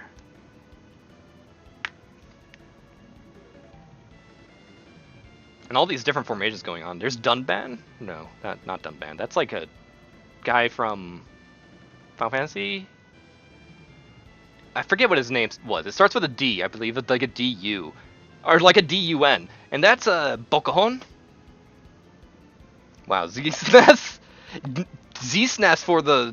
I forget what this guy's name is, but like he's that guy you see first. And like... I don't know. And like these sprites can be different, and these bosses that you have to fight, all 7 of these guys and 1 girl. Okay, 6 guys and 1 girl. This isn't the girl. Is interesting because they can be at like different power levels depending on like what you've done in the game and when you access this boss. And so like there's like 3 different versions of each of these final bosses, basically. Or not final bosses, they're definitely not final bosses. There's Rock Bouquet. We've seen Rock Bouquet earlier.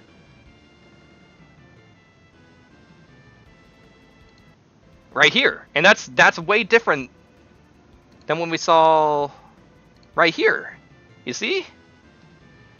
And so like, and there's Soubier again, but also different because choices were made. I don't know. This game's kind of cool. You wouldn't really know it That's like I think that's like the Amazon. Oh yeah, and there's a there's a Hirameki. The one that you get from this formation you get from armed merchants. This is like the fastest formation. It's really good. It's really offensive. But I also really like this Amazon formation that you get from the Amazon ladies. This is like a team I would build. This is like extremely a team I would build right here. These are a lot of characters that I like to use. Strategist and the dude and this pokey spear and the other guy was like forced at the start. I mean, like as you can see, these people are different each time. Every character is different. Even the main character sometimes is different because this is a different. But yeah, like sometimes you're constantly changing out your party. Like whenever like you get a game over, it's like everybody died anyway, and it doesn't say game over except like in the end game. It doesn't say game over. It says anyway. Continue on. Now, who is going to take up the throne now that your emperor and his party died? And who are you going to recruit? Time marches on. Who cares that they died? That's their story. But this isn't a story about your funny main characters. They're expendable. We're talking about a story about Avalon versus the 5 heroes. Just because a group of 5 died does not mean that a story of Avalon has died. No, Avalon marches on. Choose your next person and your next party, and it constantly just moves on like that. And you can just turn off the game and like reload a save. I won't fault you for that, but because that actually is a very viable choice in certain moments. But game overs are like very much almost like not really a thing in Romancing SaGa 2. It's very interesting. This is just me gushing and not playing Pokemon. But I did pour out a milky substance. It's called absinthe, and I'm going to take my first sip of it right now.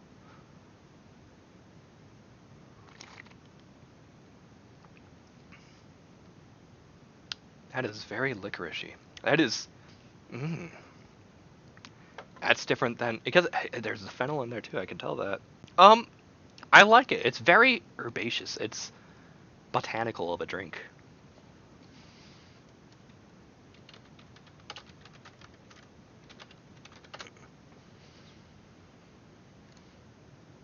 Ritual. Absinthecom.com probably. I just want to see the stuff turn white. All this music. I hope it's royalty free. Just a little bit. Probably gonna do that.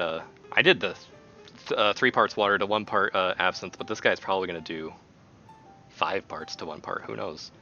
Just a little bit. Just drip. Drippity drippity drip over that spoon, over that cube of sugar. Mine turned milky way faster than this. Like, it was crazy. But actually, wait. This leads to a mix between sugar water and absinthe. Oosh. Rogue Legacies are fan of... Yeah! Yeah, it is kind of roguish in that sense of, like, march on... roguelite. Where it's, yeah, march on and, like, okay, choose your next heir. It's true. Rogue Legacy does kind of have that going on for it, but Rogue Legacy is, of course, a platformer, action platformer, and it's cool, too. I never really beaten that game. I never even gotten very far in that game. I enjoyed it, but, distilled water.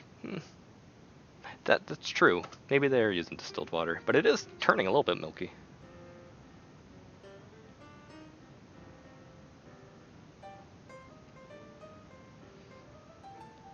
Oh my gosh, you can do 2 parts water. What?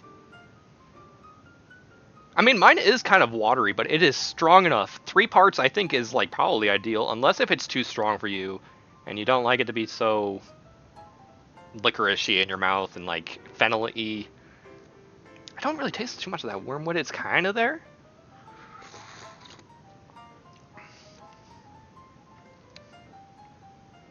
It's a nice drink. I gotta say, I kind of I enjoy it.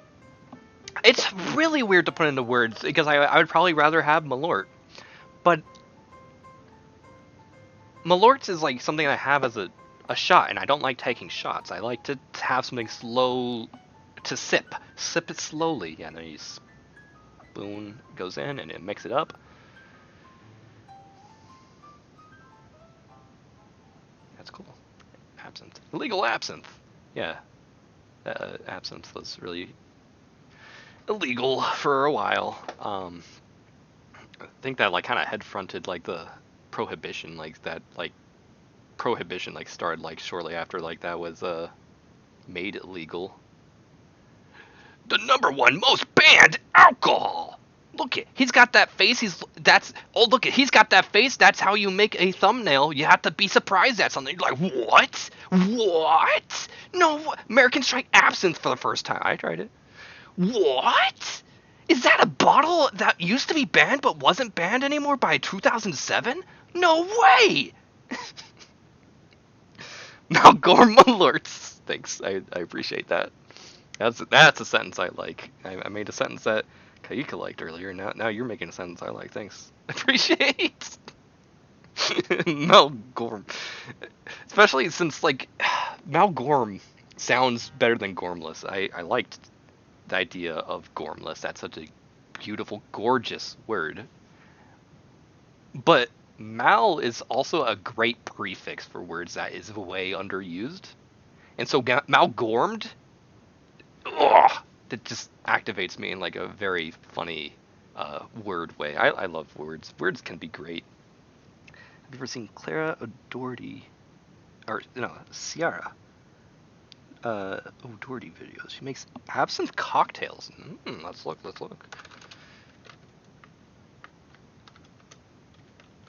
Wait. O'Doherty. Drunk!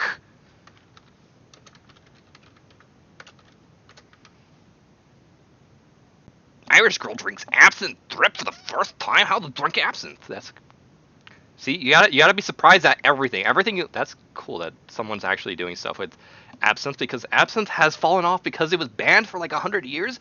It was dangerous, and then it got banned, and then 100 years passed. That's enough time where like no one's gonna not many people are gonna be there for absinthe existing, getting banned, and then reappearing, and certainly not at the time where they were drinking absinthe. Or I mean, yeah, if you drank absinthe and you never got to see it re-legalized because you were like 21 or like 18 or whatever, and then like 100 years, you'd have to be like 118 years old. So, necromancer, regular absinthe, death in the afternoon, corpse reviver #2.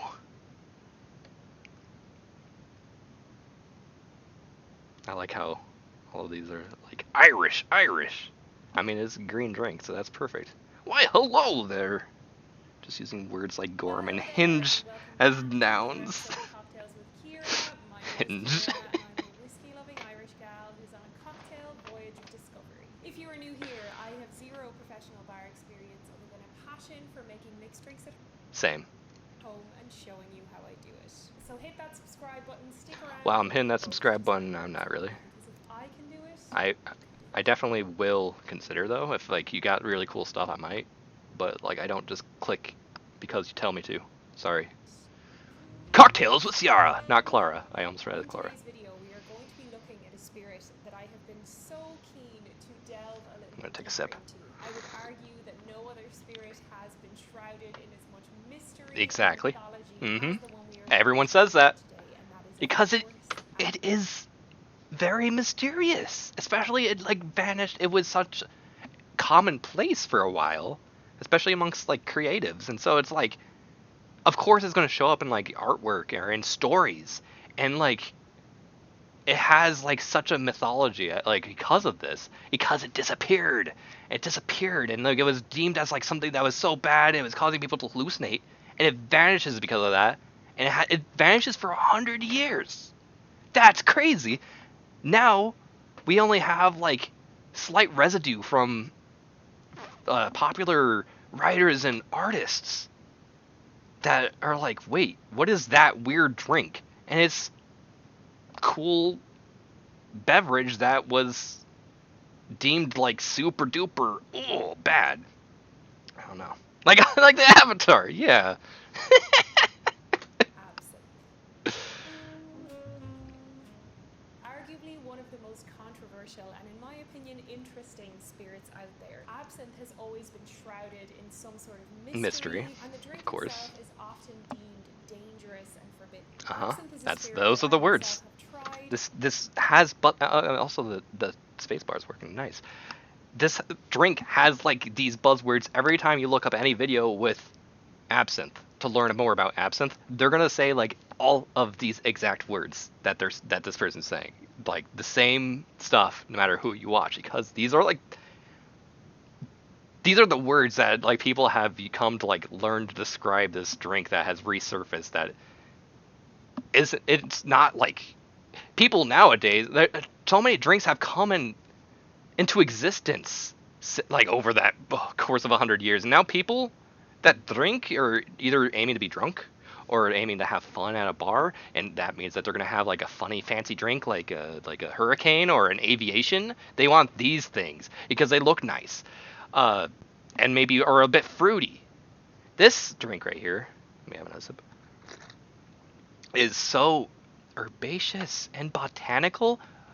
Nobody in their 20s wants to drink absinthe. That's just what it is, except for me. It's very fascinating, but like no, again, like I don't think the creatives of modern world are out at a bar, getting a funny dripper for their funny green drink, their green fairy. It's just not happening. If they're gonna have a drink, it's gonna be like a hurricane.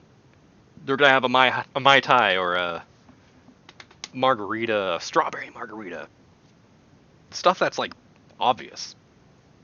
But like, I don't know. I prefer sipping drinks rather than like small sips, like scotch, something that I nurse for like 2 hours just to have 2 ounces of scotch. That lasts me two plus hours. I have not hardly made a dent in my absinthe. I'm not gonna finish this before I have to be useful today. Also, it's already 2:30, so I have like about 1 more hour left to stream. Anyway, let's just watch what else she has to say. Creamy or milky alcohol stuff? It's just such an interesting.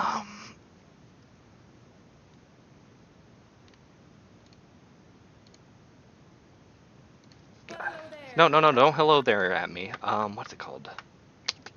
I mean, first off, I like a Irish car bomb sometimes, but that's like a shot, basically. That's where you like drink it all in one go.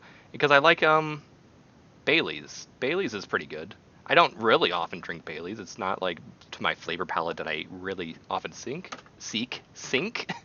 That's not often that I kitchen sink myself a Bailey's Irish cream. What else do I like? I like what's it called?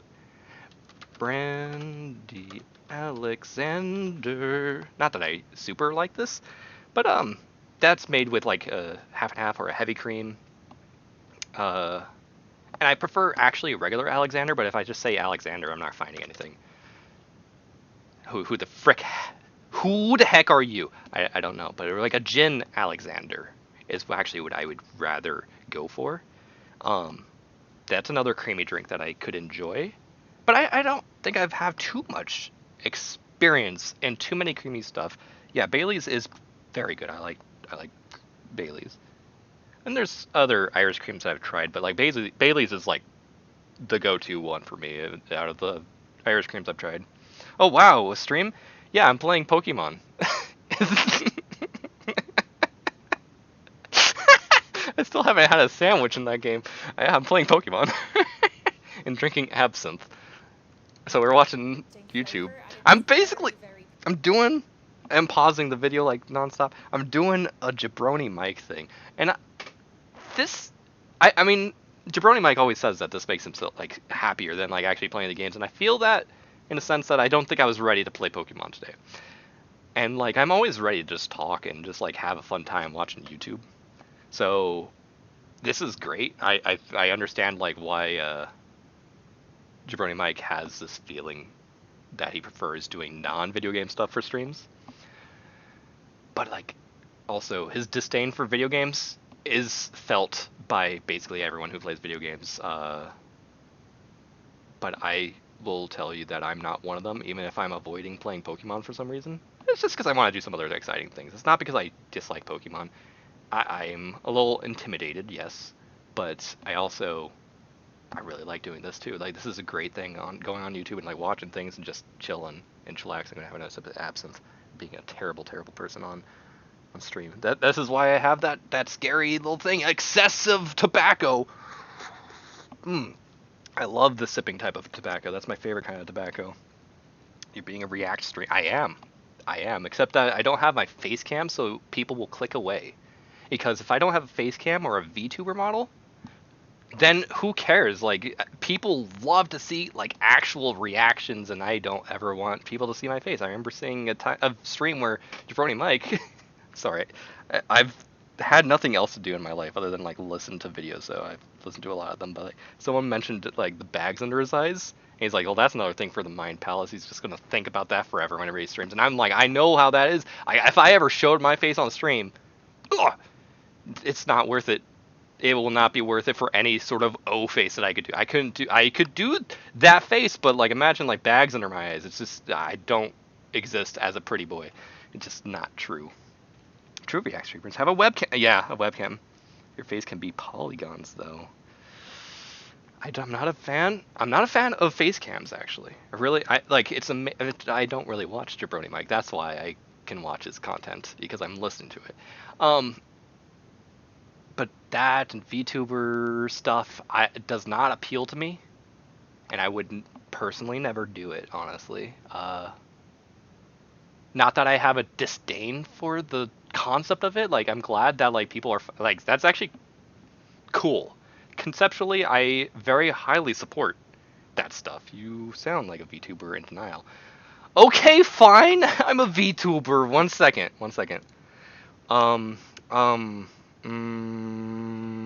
I guess I could. There's my VTuber model.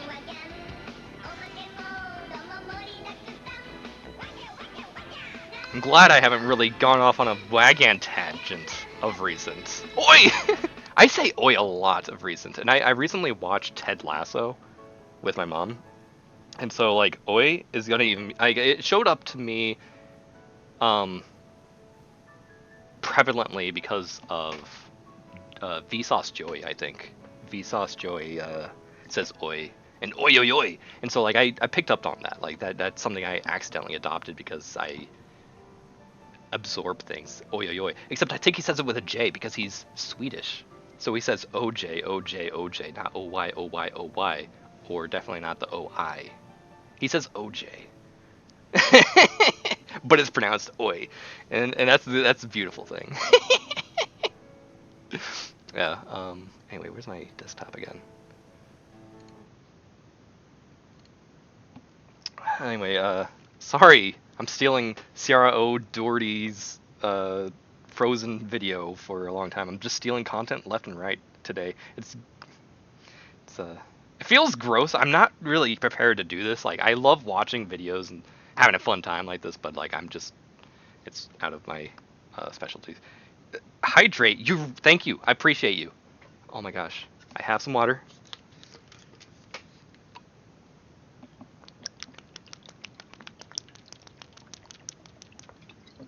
Especially when drinking, make sure to have lots of water. I'm also drinking coffee too. And I will also say when you're drinking coffee, also have a lot of water. That sounds like a recipe for disaster because coffee is already going to make you want to go on the toilet for a while. And then when you have water, it's just like, well, now I'm going to be peeing forever for days. But like, I do believe in water balancing out like whatever beverage you want to have. If it's soda, okay, you convinced me. You convinced me. I have like one of these tiny cans of that Coca-Cola Move limited edition. Rosalia, transformation flavored. Wow. It's kind of creamy. It's not creamy like a Bailey's, but even if you're having soda, I recommend having water alongside any non-water drink. But especially, most notably, alcohol. As a guaranteed, if you're going to have alcohol, have a glass of water with each, whatever unit of measurement you're looking at with your alcohol. If you're having a liquor, with each shot, have a glass of water. With each pour, like 5-ounce pour of wine, have with each glass, with each pint of beer, have a glass of water. Anyway, let's see what else is being said here. Oh, there you go. The points. You even have a VTuber thing in the point. I guess that's a VTuber thing. You're spending your beans from your farming in RuneScape. I just drew a bean though, so it looks really gross. I'm sorry that bean looks so gross. But I didn't know what to use for a currency. I used to have like Daggerfall Griffin feathers as my currency. I still don't know what to do as my currency, but whatever. It'll be placeholder forever, I think. Oh yeah, he says oi oi oi. Yeah, he's technically called Yoel. Yeah. Yeah, Reb Scarecrow calls him Yoel a lot, I think. And I enjoy that he does. But it's also really fun to call him Vsauce Joey. It's just the best. This is the most hyper stream I've watched. I'm sorry, I don't mean to.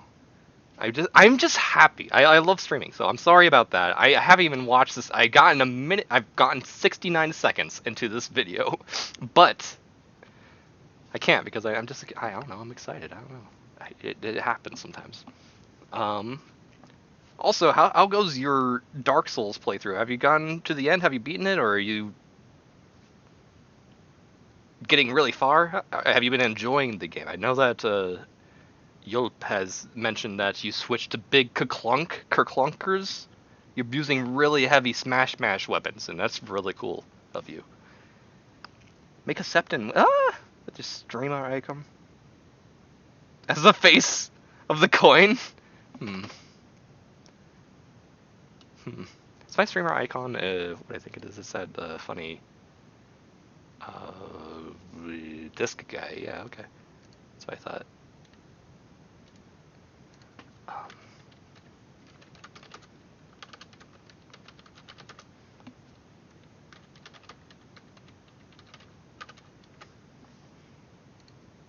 Well, not that one in particular. This one right here. This little guy. Make him as a coin, as like a golden drachma coin, as a septum. That'd be fascinating too. Oh yeah, this game. I'll keep that there. Types of Assassins go away. Okay, I'll keep that. Get rid of Better Fight, as good as that is. I should have kept that there. Keep that there. Just so I can remember that. Maybe I'll watch Just Cook play through Super Mario Adventure. Play now. Download the free APK. And join Mario's epic quest. What the frick?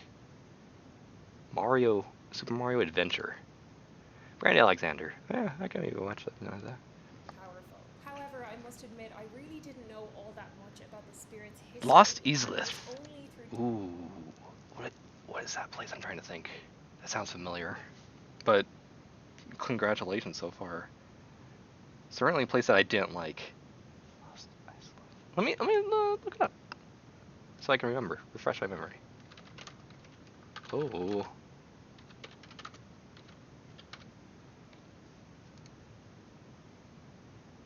Oh yeah. Okay, that place. Yeah.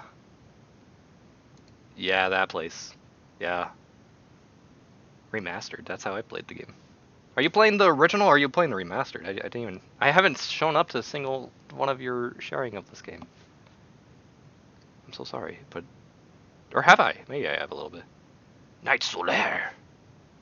Well, I shouldn't look at stuff because I might spoil something on accident. I don't know. I have both. Will take me to play the remastered. Okay.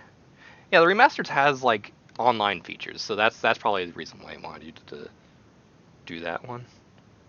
Because even the old one, I don't know. There's nothing wrong with the old one, I think.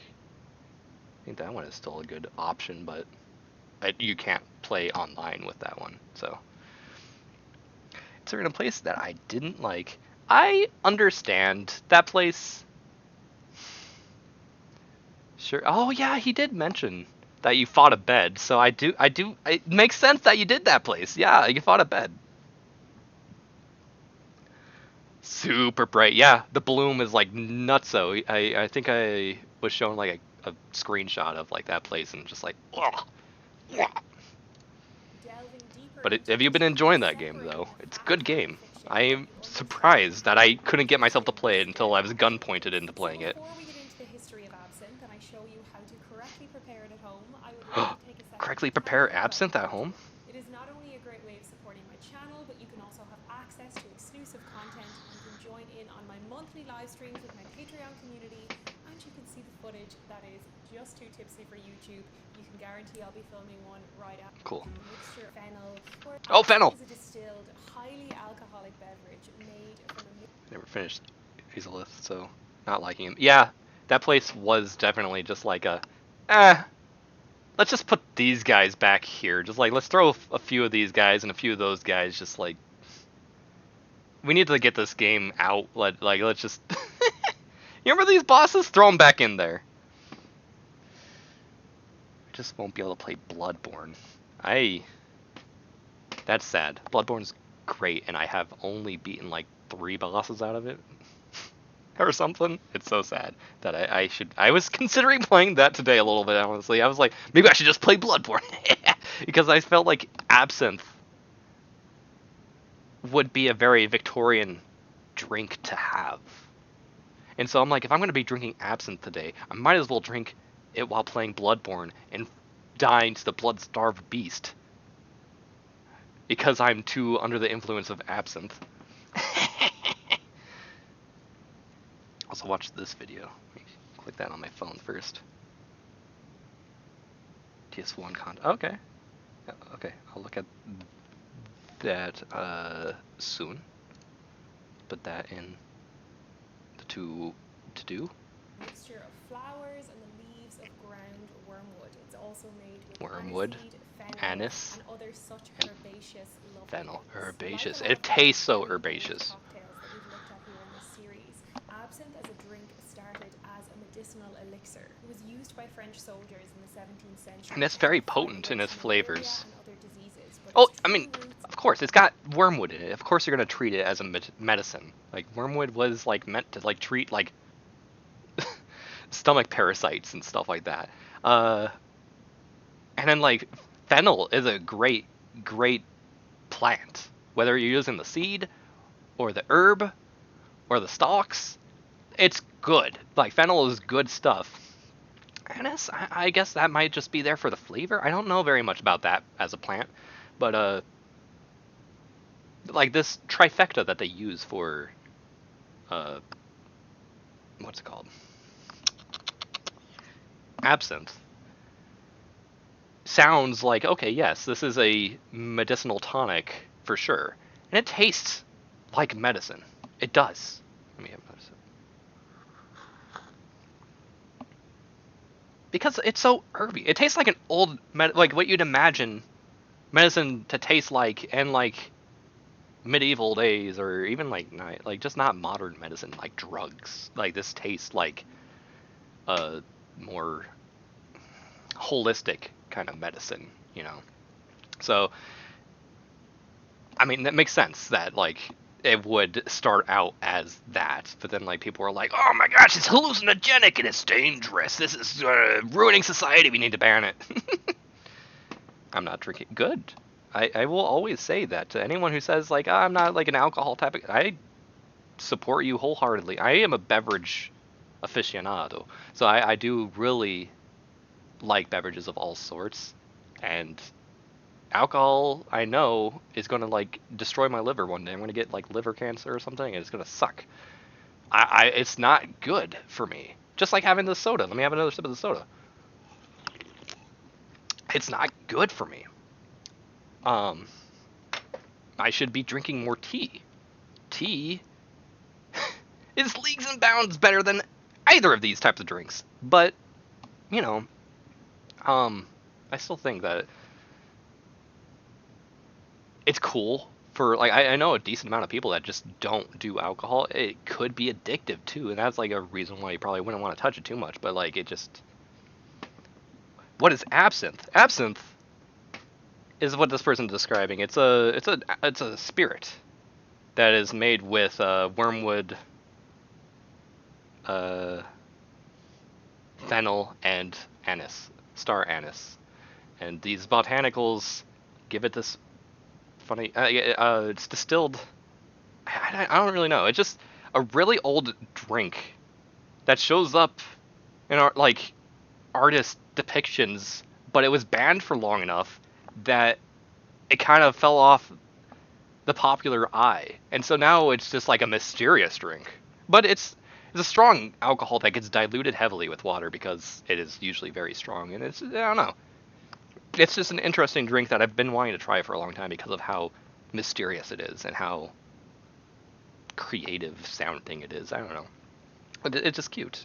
It's not cute at all, but the opposite of cute, maybe. I shall be at a different thing now. All right, have a good one, Kaika. Have a good one. I'm sorry, you're probably already gone because I'm slow to reading stuff. Or can absolutely be hallucinating in high enough dosage. You're not getting that high dosage in a absinthe, though. But yes, there is definitely properties of like the wormwood. Wormwood is a very interesting plant for sure. But before you start like hallucinating, you're gonna have like ill effects from how much alcohol you're having. If you're drinking too much absinthe, the alcohol is gonna get you before the hallucinogenic anything does. And take you for the kind of alcohol. Just a beverage guy. I'm a beverage guy. I drink coffee too. I'm gonna have a sip of coffee. If there's any sort of beverage, I want to hear about it. That's just who I am. It's like games. I love hearing about games. I might not like a game, but it doesn't matter. I want to hear about it. Video games and beverages and birds. That's like my trifecta. That is the absinthe that makes a lols for the win. Where wormwood, anise, and fennel make a absinthe. Birds, beverages, and video games make a lols. It can also cause dissociative tendencies in people. Fascinating. She's got an air fryer. All the way back to ancient Egypt. However, the modern version of absinthe as we know today was created She's got a in the lot of 1790s by a French alcohols. doctor Good. in Switzerland, Good and again, it was gracious. used as a medicinal tonic. But then again, she's doing this as a content, so a home bar makes sense. It's just that when I look at like this full bottle and like another bourbon, or well, maybe this is the bourbon and this one's like a different, like a rye or something, I don't know. There's two whiskeys next to each other and I'm just like, oh, I couldn't do that because it takes me way too long to get through a bourbon. Like this gin over here, this Bombay, I could get through that a little bit faster, but like I do things like one shot at a time. So like if I were to have alcohol every day of my life, I can get through a bottle of gin maybe in 17 to 20 days. That's a long time, but I don't have every day of my life, so this thing lasts greater than a month easily. Sometimes greater than 2-3 months. Whenever I have like a scotch, that thing lasts me a long time. I save that for special occasions, and I only drink like when I'm like really in a good mood. So when I get like really depressed or something, I'm not drinking. I won't be drinking under those circumstances because it's already a depressant. I'm not like letting this bring me into any darker places. So I do only drink under certain mind spaces. And because of that, it becomes really easy for something to stay on my shelves for way too long, and I don't have like a nice cabinet or something to put some of this stuff in, and like I don't have exactly the refrigerator space to store things, and so I had to be very careful about what I purchase in terms of alcohol, even if I can afford like a cheap alcohol, like a $20 bottle. I know that sounds kind of expensive for something I just label as cheap, but alcohol can get really expensive. And I like again when I'm talking about scotch, it lasts me a long time, and I save it for special occasions because that is a very expensive stuff. Especially with the ones that I would like Ardbeg it. But yeah, keep it out of light and keep it like under like good temperatures, and you can keep a bottle for a long time. But if you're not doing that, some of these bottles can go bad, and it's just not you're gonna get sick off of these alcohol, because that's what alcohol is gonna do to you anyway. If you have enough of it, you're gonna get sick. But like it just becomes very gross if you keep a bottle for too long. But she's doing a lot of content with this, so I'm glad if she's got like 138,000 subscribers. Didn't it used to like tell you how many videos like a person made? Like how many videos do you have? 343 videos. Okay, well, it's not like an immense amount, but it's still, she's a content creator. I can see a lot of her stuff in the sidebar. She's gonna be making a lot of stuff. She's gonna be going through these bottles, and she's probably social too. She probably have friends that she can make stuff with. She's got the coin throw right there if she wants to make margaritas for somebody. I don't know. Her ability to drink strong spirits is quite well. She is Irish. You should watch some of the Irish people drink alcohol. Okay. Well, after I watch these of this. Soldiers returning from war brought with them their absinthe. I paused. No, I did pause. It became to be looked at as a party drink. Absinthe became hugely popular in Europe, particularly among the creative hubs of Paris, where it was seen as an artist's muse. During Artist the muse. Belle Epoque era in Paris, absinthe was loved by artists such as Vincent van Gogh, Picasso, Ernest Hemingway, Oscar Wilde, even our own James Joyce. I feel like everybody is like reading off the same like Wikipedia article or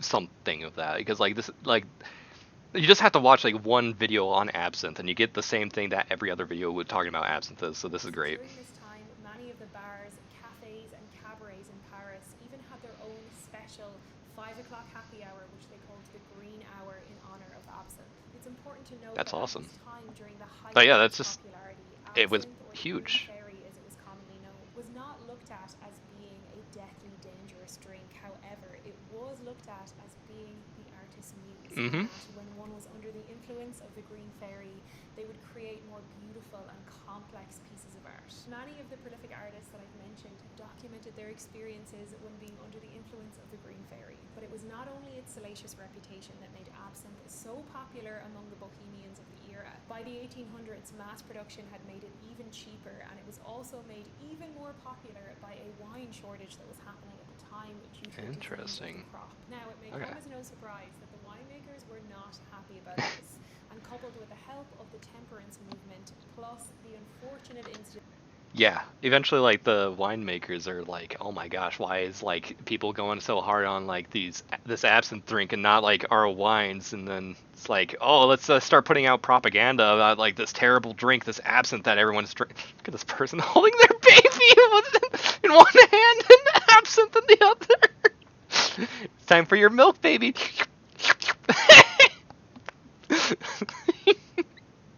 It's really bad. That's. Ooh. I mean, like, even if this is still swaddled up to that degree, so like, why are you holding absinthe? You shouldn't be having like any alcohol if you're like still breastfeeding your child. That is, you gotta watch what you're having at that age. For like, it literally looks like she's got that instead of like a baby bottle of milk. It's like, oh my gosh, you're still crying? It's time for sleep. Here, have some of this. Who cares about the irreparable damage to your brain? A very gruesome murder in which the convicted had been drinking absinthe among a concoction of other things. They were able to spin together a media campaign. Absinthe The was Green branded Peril. as Okay. the devil's potion, a deadly. Yeah, I keep calling it, but like on my bottle, because like a lot of absinthe, like the iconic absinthe that you see, is usually a green absinthe. There's other types, but like that's the one that I have, absinthe verte. It's like verte with the E at the end, so I don't know what language that is. It's not the verte. Horrible crime! Hallucinogenic drink that could render even the sanest person completely mad, causing women to tear their clothes off with abandon and inciting violence I and murder. assume it is. Like, I feel like it was a very French kind of drink. I don't know where it originated in, but I know like she was mentioning like Paris earlier and like some of the artists and like Paris is like a very artsy, eloquent, romantic place, and this is kind of what absinthe like fell under those same kind of precognitions before it eventually got like kind of bad-mouthed for a while and eventually became illegal. It kind of like fell into that scene of sorts. I don't know if it like sprung up in France originally, but it was definitely prominent in France back in its heyday. Paris is an elegant and romantic place until you actually go there. Yeah, I've never been out of the country, so I have no idea other than like the funny, basically thumbnail picture of what I can imagine that place is. So maybe not like representative of like its true content, but I can only get a picture by what other people describe it as because they go there like as a let's get married or go on a honeymoon in Paris, and it's just like a fun place to visit. I don't know. But you are actually Mr. France, so that's awesome that you probably have been there. That's interesting. Your campaign led to the spirit being banned in Europe and America. Breasts So on it my remained this way for almost 100 on my years. stream. The Man, reality, of course, I've been putting a lot of breasts on my stream with absinthe because that green fairy is always depicted, like it's like have this fairy with breasts, but also Wagnus, but it's a guy, so it's just. But like I mean, like I don't know. I feel like I don't know. Maybe Twitch is gonna get mad at me at all, but like it always makes me like nervous when I was like, oh boy, there's some artistic nudity. That's still nudity. I can't have that on stream, but whatever.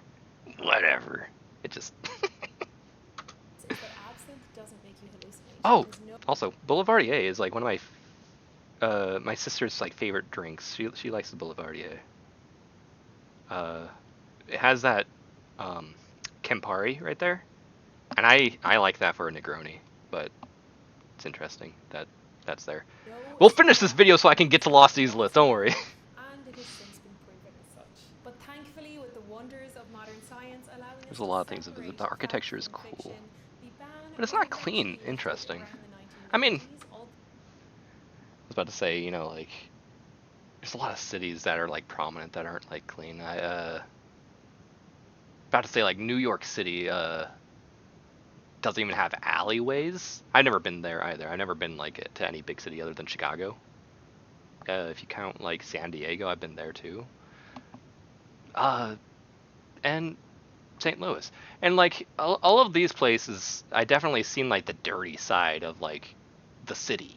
Cities can be dirty, but like it's always funny. Like I enjoyed watching Jabroni Mike like explore parts of Central Park, but she didn't go like into like any super dirty places. But I one thing that I know about like New York City is that like they don't have alleyway.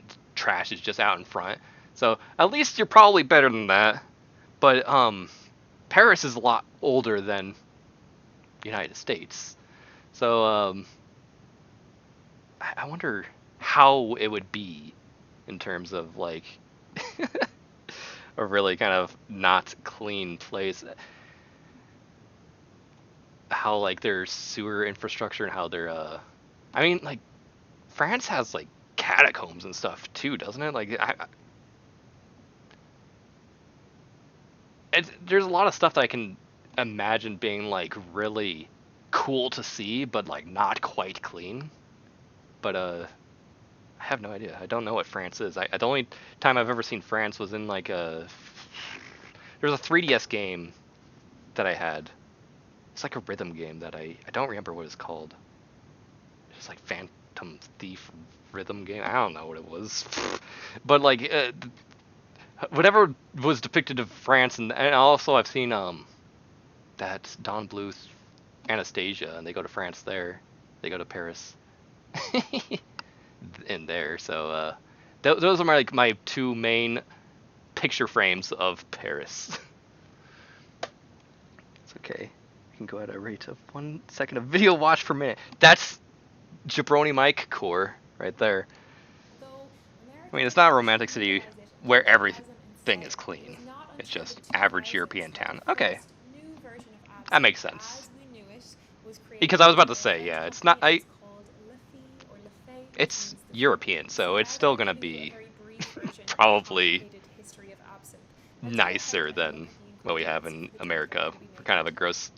gross country. But So rather than drinking this potent I mean, syrup straight or in a shot, which I admit I I've don't. done I many shouldn't times before, badmouth any I'm going to do country, so even if again. it's The kind of traditional true. way to drink absinthe is to mix it with ice cold water and Oh, I some didn't do sugar. ice cold. There is a I'm so traditional sorry. method that is called louching or loching. It is a French word, so I imagine loche is probably right, but it involves a special glass, which I I've pronounced it picked up louche. for the Maybe it was occasion, loche. and it also involves an absinthe spoon, Yeah. which is this very jazzy looking thing, which I've also picked up for the occasion. Naturally, the most important ingredient in this drink is going to be the absinthe. Of So I course, picked yeah. up a bottle of Le Fée. I have tried a little bit of it. Mine again straight. is St. It's George. actually really nice. I've always liked the straight.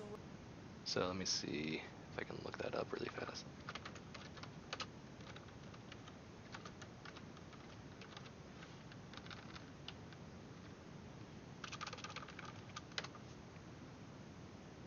Oh wow, yeah, I probably paid like $20 for that because I got the small one, the 200 milliliter one. So this is just the what I've been. This is what I'm trying right now. I'm having this stuff. Fine brandy with choicest herbs.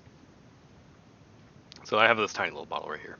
It's cute, and I don't need a huge bottle of this stuff. I just here to try, and this wasn't my budget at the time, so 4 months ago. So you know, I liked it. Strong, aniseedy, licoricey taste of absinthe, but I'm Paris had a very excited crisis to of try it bug in this beds. method Ooh, because 1 month I have ago. Ooh. never drank it mixed with water and sugar before. So Oh, that's so this will be sad. a first for me today. So now that I've taken you through all the ingredients and I have done more than enough talking, let's go ahead and actually make this drink. Yes. Can't wait to see you pour it. Let's go. Okay, I'm going to start by giving my absinthe a nice sniff. Yeah, I did too. That's exactly what I did. It smells so good. It smells Pour out a tiny bit of it. like straight up fennel on the nose. Like I can smell the fennel in this, and I taste it strongly in the one that I have at least. Oh, okay. Now that I'm smelling it after tasting it, except I stuck my nose right in the tiny bottle. So whenever you're smelling a beverage, doesn't matter what it is, kind of don't want to stick your nose in the vessel that you're drinking from, just like right over the top. There you go. Okay. I'm picking up the fennel again. The fennel stands out, but this time I smelled a little bit of like the wormwood. Definitely smell the anise though. Anise. The fennel is the thing that strikes me the most when I taste or when I smell it. Anise is the thing that strikes me the most when I taste it. Fennel is strongly there too. But yeah, it's interesting, like knowing what goes into it and then trying it, and you're like, yeah, that makes sense. Man, if I use the auto compressor on Twitch, I hear the background noise of your mic. Yeah, no, I have a disgusting mic. It's just like a headset mic, so you know.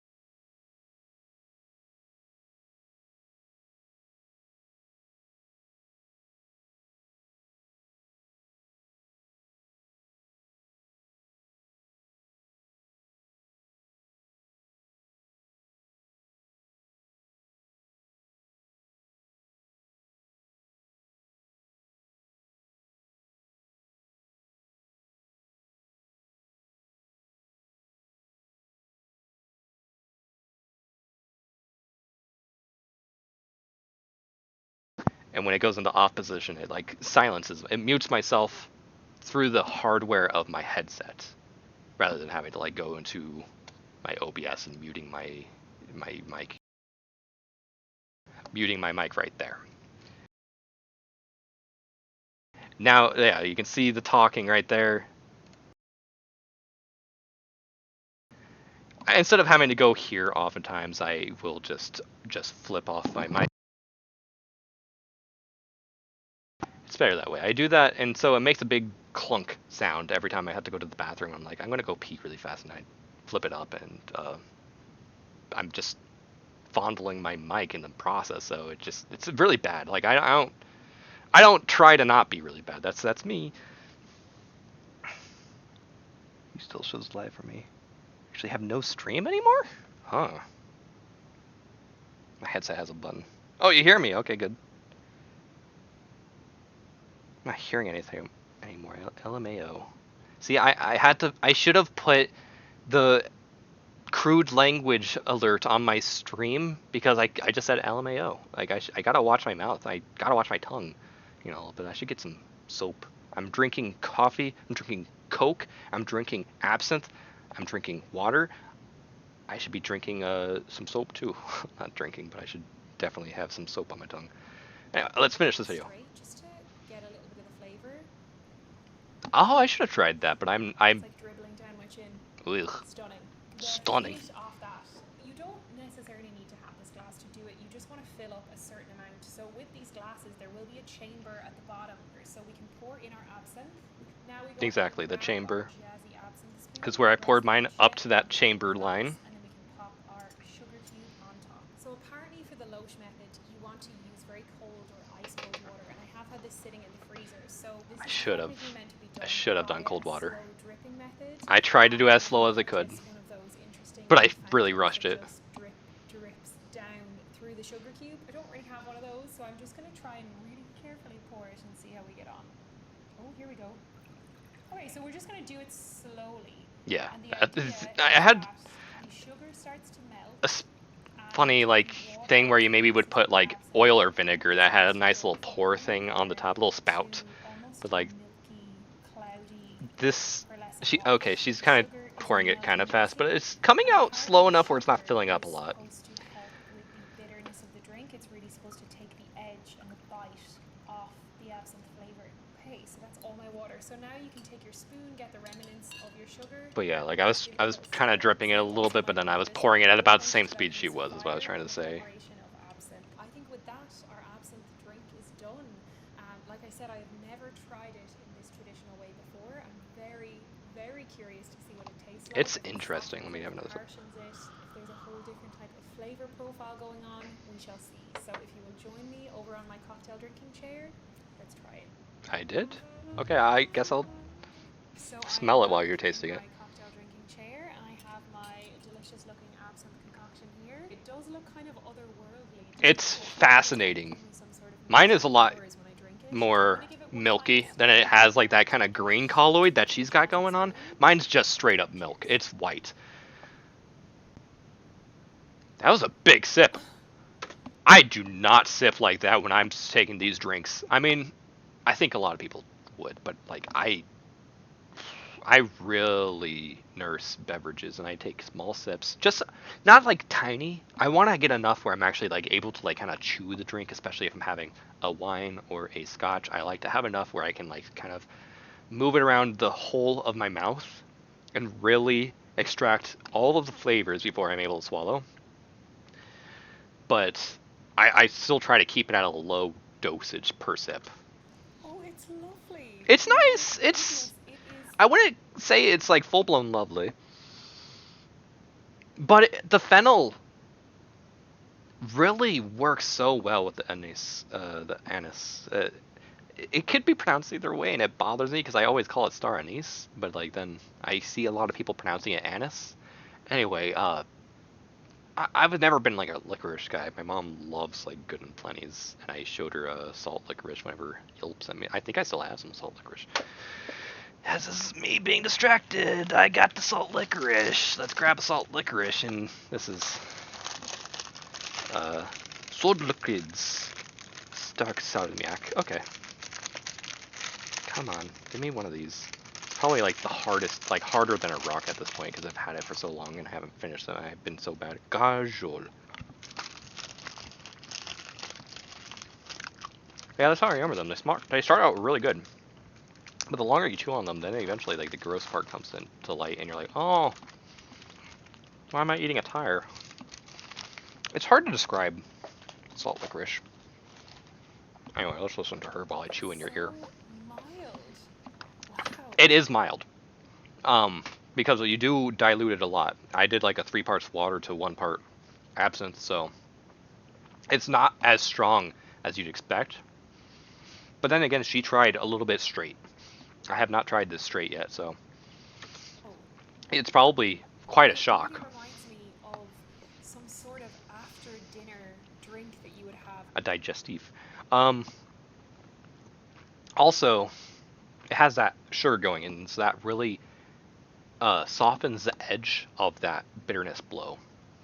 So it would come off as mild. It has a full sugar cube. That's like a teaspoon of sugar. Really tastes nothing like a straight shot of absinthe. You can still get the hints of all the flavors there and the depth, and like I said, that gorgeous licoriceiness to it. And learning about cocktails, yeah, the depth is often explored by doing stuff like a traditional like cocktail. When you think about like an old fashioned, and that's like the old fashioned way of like making cocktails, you have a sugar. Oftentimes it's a sugar syrup, but in the case of a old fashioned, you're gonna have a sugar cube. You're gonna put some bitters on top of that.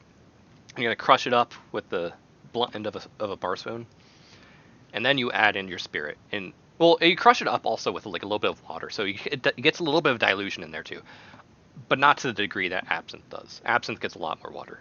This just gets like a little splash of water to help to dissolve it, like mostly like a soda water, but not to make your drink bubbly, but to help like really break down that sugar cube and dissolve it into the bitters and water that you have in that mix. You mix it up and you get that mixture of sugar and bitters and a little bit of water. You add in the scotch or whatever whiskey of your choice.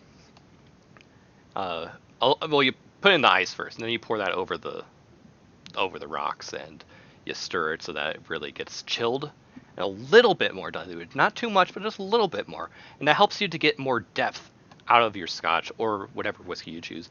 That's the purpose of that. Having the sugar and a little bit of water really lets you identify the depth of flavors in your drink. And that's what makes it a cocktail. This one's not technically a cocktail in the sense of that, but I mean, you can still kind of consider it a cocktail. Even though this is just how you would drink absinthe. You're not going to really have the stuff straight. You're going to loosh it or losh it or however But it's it's pronounced. so easy to drink.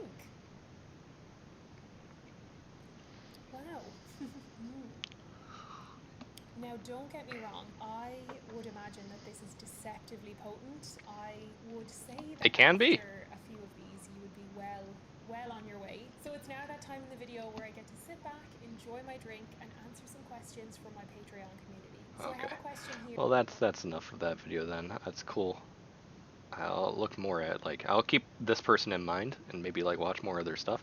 But yeah, it's definitely easygoing drink. If you like licorice or like Italian herbs, because fennel is huge in this, and so is the anise, their anise.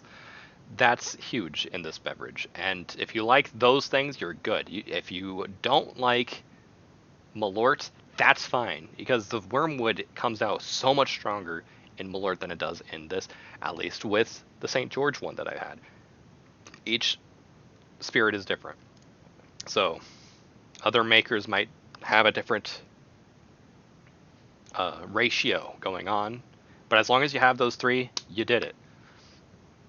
I mean, I don't know exactly the full how to make any sort of liquor, but just it's going to have those three things, and some people could have more wormwood shine through than the other absinthes. Mine does not have very much wormwood, and the sugar helps really cut off that edge.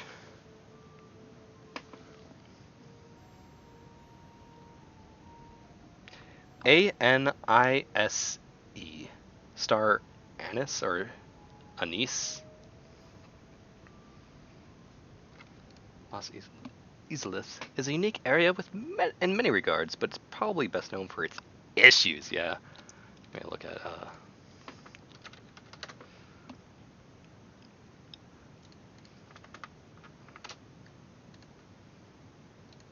Anise. But there's like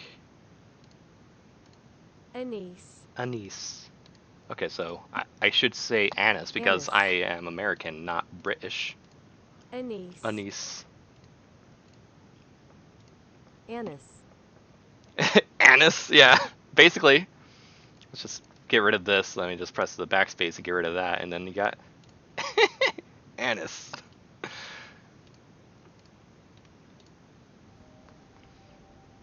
Isn't this like Super Metroid music?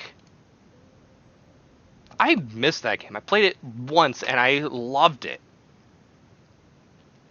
That was like the year that Dread came out. I was like, I need to play the two that I haven't played. I've played the first game and I played the fourth game.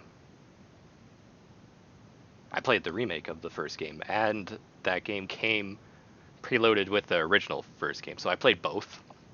But then I also played the fourth game, so I played both on the Game Boy Advance. That was I loved Metroid, but never played the Game Boy one, and I loved the concept of Game Boy. It's kind of like Absinthe, where I have this like mysteriousness of it because I missed out on it, and it's there, and it definitely exists, and it has history that I was never a part of, and so I loved the idea of the Game Boy, so I really wanted to play the second game. But the third game is the one that like I heard most people talking about whenever they would talk about Metroid, and so I had to play that one too. And I really liked both of those, but the third one, atmosphere-wise, second one atmosphere-wise too, and the Zero Mission does a good job at doing that like kind of Super Metroid kind of feel to its open-ended nature, where you can kind of like sequence break, and it's just, if you know how to like wall jump, you know how to wall jump, and just cool stuff like that. If you know like this little secrets, then you can really easily get your way out of like this area and start moving on to like later areas before you're prepared for later areas, but you know the game well enough that you don't need to be necessarily prepared, quote unquote, for that area, because you already know what you're doing and you know how to it's I liked Super Metroid though. I would love to play it again because I don't know it well enough where I could play it again and it would almost be blind. Original Game Boy. The game. Okay. Wow. A lot of can't hear the music. I'm sorry. Let me turn this up. Yeah, look at the description. So, of this video, you mean description, or a description of the... No. Dark Souls 1 data mining documentary. Yeah, Lower Meridia, Super Metroid. And then we got Dark Souls music. Grave Lord Nito, Crossbreed Priscilla. Okay. Has an E and only one N. Would be pronounced Anise under any other context. Or anise. Anise. I would love to call it anise. That's how I like to call it, but that's apparently the British way. So I guess I need to say anise or anise or yeah, anise. Okay, I love Super Metroid. I'm glad because it's a great game. I'm sorry. Game Boy 1 is obnoxious at a map. I did get once lost, and I did get lost once. I did once get lost. I got lost once. I understand why you would say that because it kind of is a little bit weird. It's a Game Boy problem, for sure. Not because it looks great for the Game Boy, and that's the problem. You can't look great on the Game Boy and not have like a tiny truncated sprite. You're gonna be too big, and like these maps are a bit large for the size of your character and the frame of your reality in that game. So yeah, it's easy to get lost.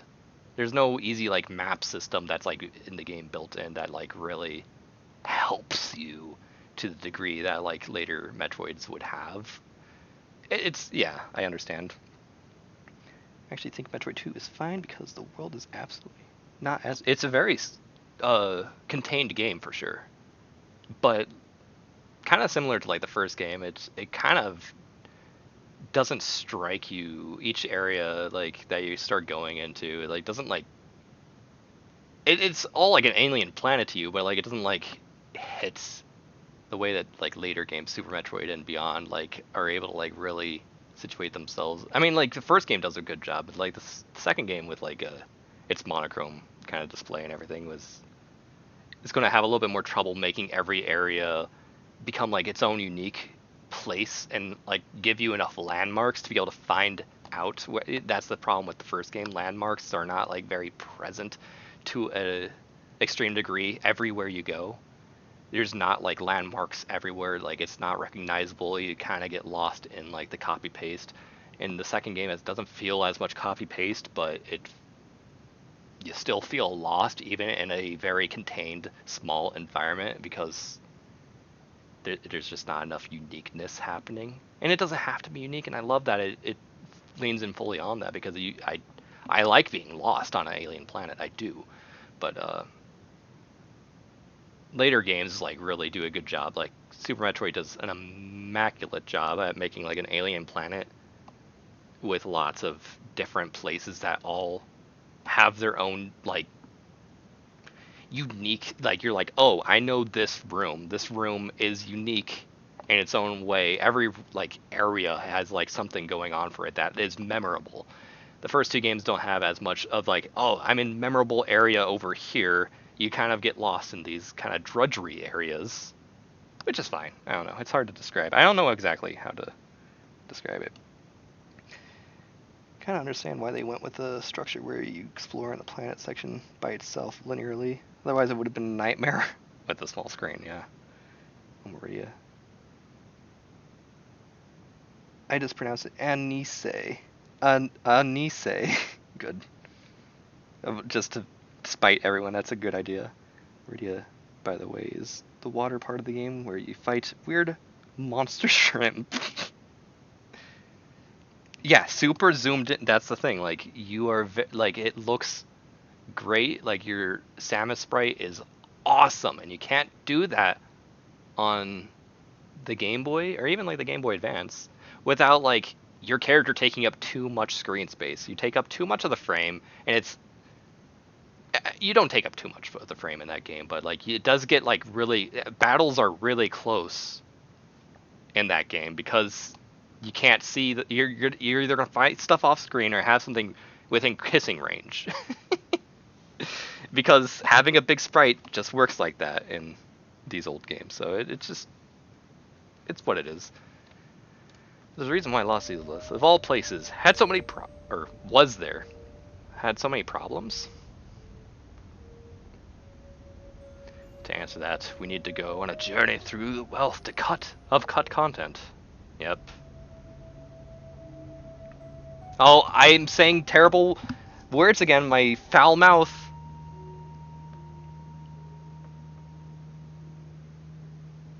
Act 2. That was Act 1?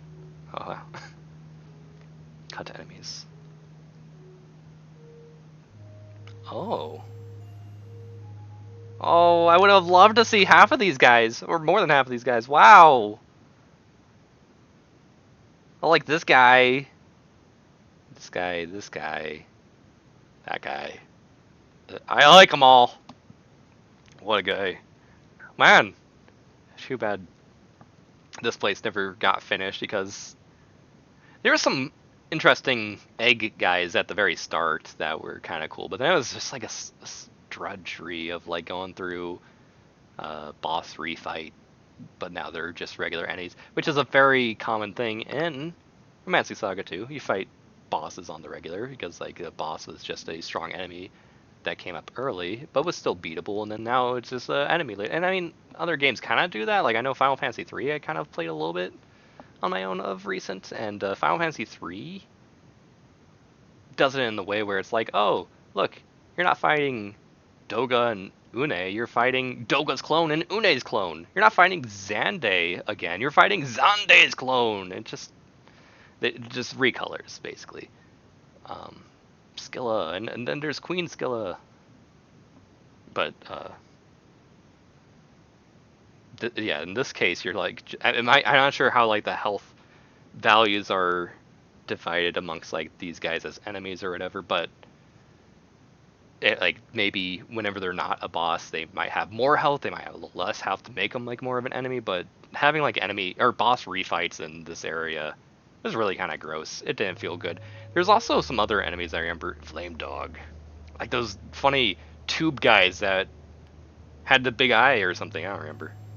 Necromancer, of course, or just pirate. Yeah. Blow Dart. Ugh. Poison Swamp. I love Poison Swamps.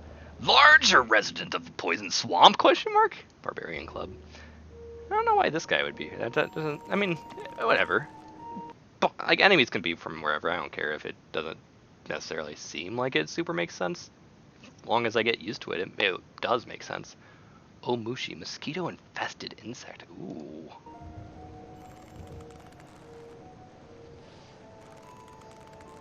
I like it. Yeah. This freaking Crag Hollow. This looks like freaking RuneScape. What's the Crassian like dude that's like becoming a Crassian? Corrupted Hollow, halfway Crag Spider, but like Crassians have like these funny tendril hands and stuff like that that are like that. RuneScape 3. Parasite, this is something that was like question mark? Dot question mark? Prince Isolith. I like the look of this thing. I want to fight that. That's gross. Crawling undead dragon. It's cute. Oh, it's very cute. Oh, he's doing like okay, we've seen like kind of these undead dragons in the game anyway. There's like a couple of them. But like this time you actually get to see it crawling and moving and like it doesn't like decompose and like leave its butt behind. Yeah, no, that's okay. I like the idea of seeing one of these actually in action rather than just hanging on a cliffside. I think that's cool. Why is this guy using a whip? Is that for a fashion statement? Quite the crew, and yet many of them don't really fit. And yeah, I thought kind of that too. An Isolith full of lava, at least.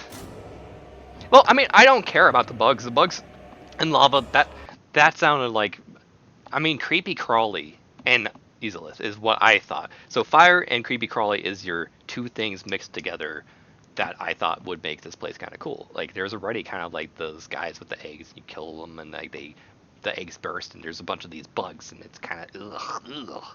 But having other creepy crawlies like a weird parasite thingy, where you at? Yeah, this thing and even the Omushi for sure. It's Om. Oh. Can I talk about a really cool Studio Ghibli movie? I really like Nausicaa, the Valley of the Wind. Sorry, I'm just saying the OHM, and I'm like Om. Oh, it's making me think of like my favorite Studio Ghibli film probably. Anyway, that guy's cool. He's like infested with ew. Oh, and especially after playing Demon Souls, like mosquitoes is just a gross feeling in these games, so that's good. And then the Crag Hollow, this guy is creepy crawly because he's like spider limbs and stuff. But yeah, so it's most of the like I guess Sanctuary Guardian kind of, because no, that makes sense in like my mindset of this place having kind of like bossy kind of big guys, large fellas, not necessarily creepy crawly though. He doesn't really fit in. I don't think he really belongs there. Flame Necromancer, that would be cool. I would like a undead bug conjuring fella. Flame Dog could work because it's fire. So yeah, I think most of them works. I think most of that doesn't fit in my mind.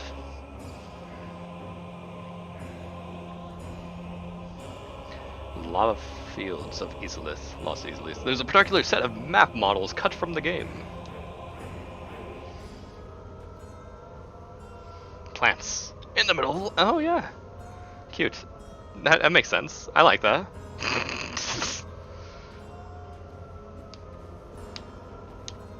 Is this supposed to be Poison Swamp too?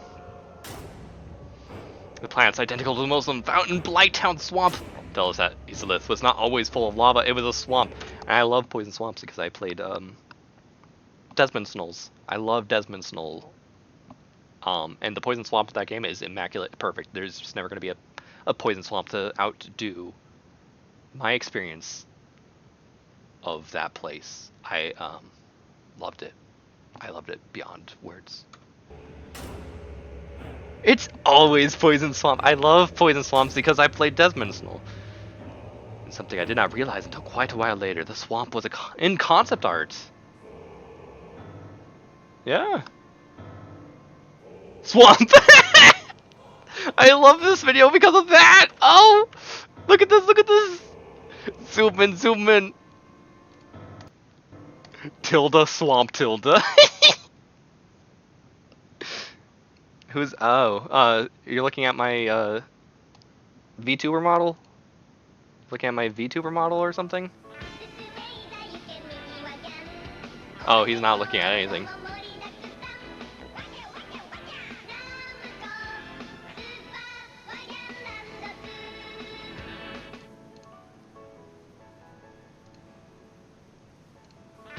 One more time. Wagon, wagon, wagon. Cool.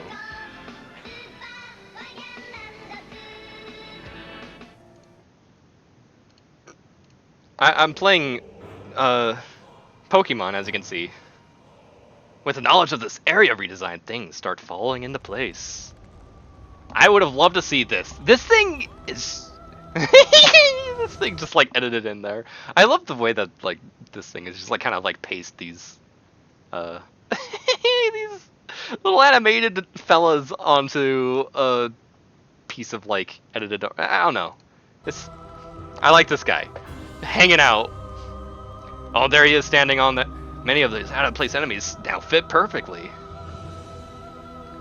Don't worry, I already told Comus, like, I was like, I can't believe you beat the game. So what was your favorite part about that ending sequence? And I told him everything. So don't worry, I've been definitely trying to watch out from spoilers. I was he mentioned Lost Isolith because he just recently beat that. He went to bed. Yeah, he went to bed at this place.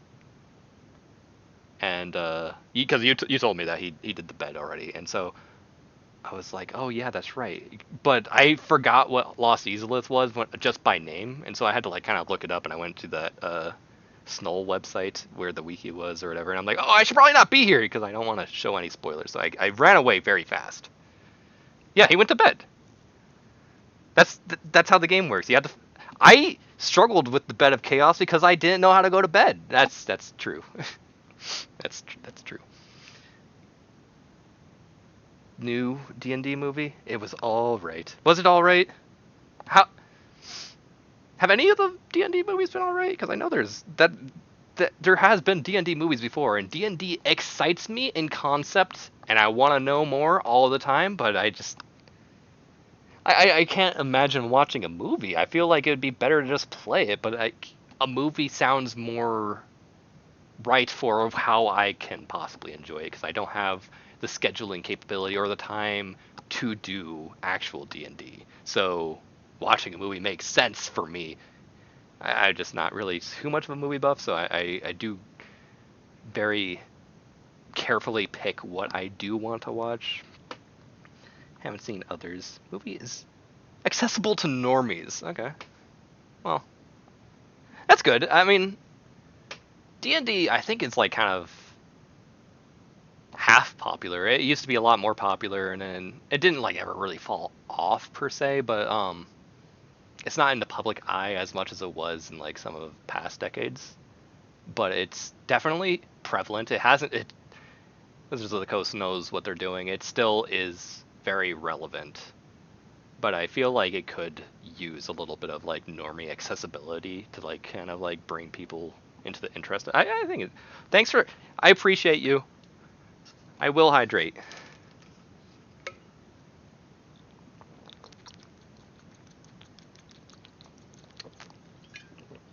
Remember, hydrate. Oh, I will hydrate.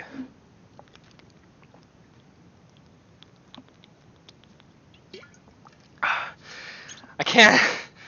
I really need to pee. It's a shut up button, but water poisoning. No.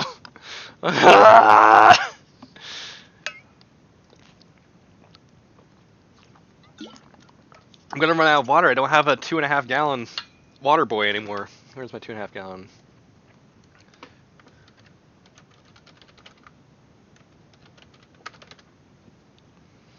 I don't have any like 2.5 gallon of water sitting next to me anymore.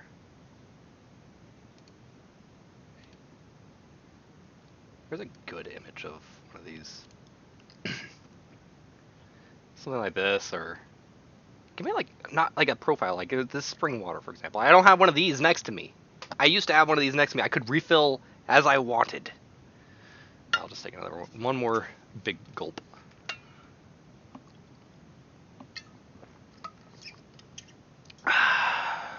It's good stuff. Thank you. I appreciate you. But I'm gonna pee my pants. And I would love to do the pee pants sound, but I don't have one of those waters to fill up a glass. I can't pee pants. I have drunk too much today because my throat's the scratchy drink. Well, speaking of drunk, I took a sip of absinthe. Many of these out of place. Cut enemies now make perfect sense. Not just cut enemies, even the undead dragon legs make. Yeah, because you know, like those, the other dragon that would hang on the ledge and vomit on you. Undead grossness. That does kind of fit in. I mean, what is a dragon? It fits in lava too. It fits in a fiery setting. But this undead one, it would be more understandable in a swamp kind of decaying place too. Decaying vegetation and decaying dragons. It makes sense. Absinthe. Wah! 1.5 liters of water plus half a liter of ooh, plus quarter liter of milk. Wow. You have been absinthe. You have been drinking. Good drunk. I'm very impressed with how drunk you are. I don't know. I feel like this makes sense either way, either or.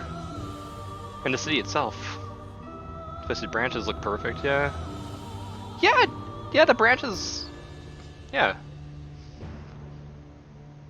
I enjoy it like as a kind of fiery place ish too, though.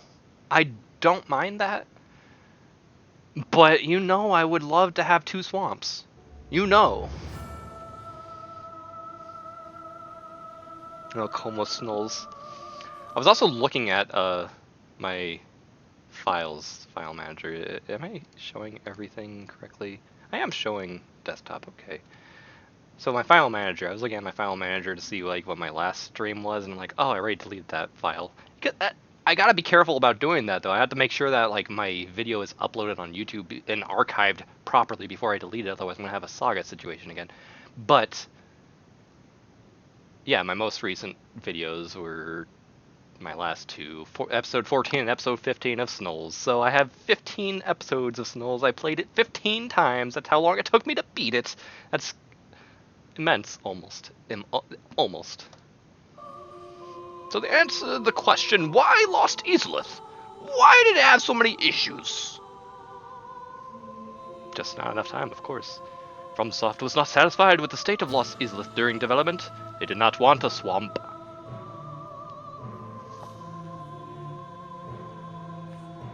Izalith was redesigned, but this redesign was never finished. It was a vision that needed more time. I mean, I feel like both have their strengths. The weakness especially comes from the lack of time, but this could have worked if they had this concept of like a fiery tree land and like worked with it a little bit more. They could have made something that's cool out of here.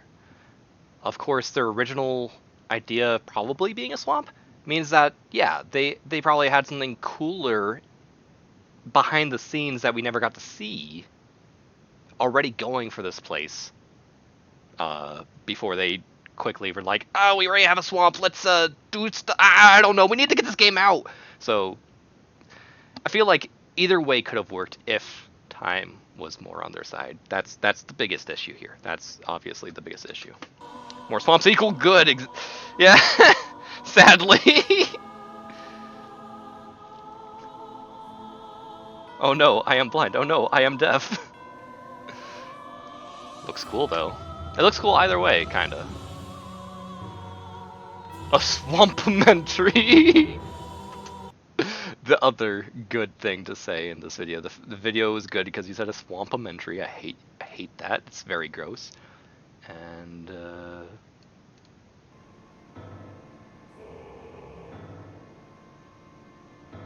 Tilda Swamp Tilda. Able's 1DS2. That's what you asked in episode 15 of when I was playing that game that I still haven't uploaded anything of. Which, I mean, I was doing it. Sorry to be publicly mentioning something that's unlisted, but yeah, 2024 probably. No promises. I'm sorry to say that. That sounds rude and mean, but yeah, I don't know. I'm busy playing Pokemon right now. You can see. Brandy Alexander. Look at this. Let's watch this guy make a Brandy Alexander. Welcome back. I just want to keep it simple. You'd like. I don't even want to talk about brandy. This is a boozy milkshake. That go. The recipe that I'm going to be using is 2 parts cognac to 1 part creme de cacao and 1 part. No, I can't. I can't. That. Start with the cognac. 2 ounces. Go 1 ounce of cream. 1 ounce of cream.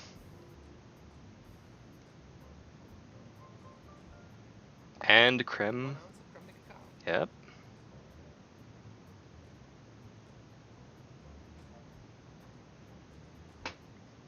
That's simple. Now we can. It is really simple. And shake.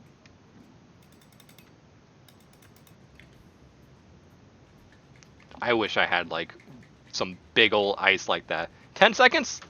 I usually do like 15 to 20 seconds, like closer to the 20 side of things, but I know that that's going to dilute things a little bit more.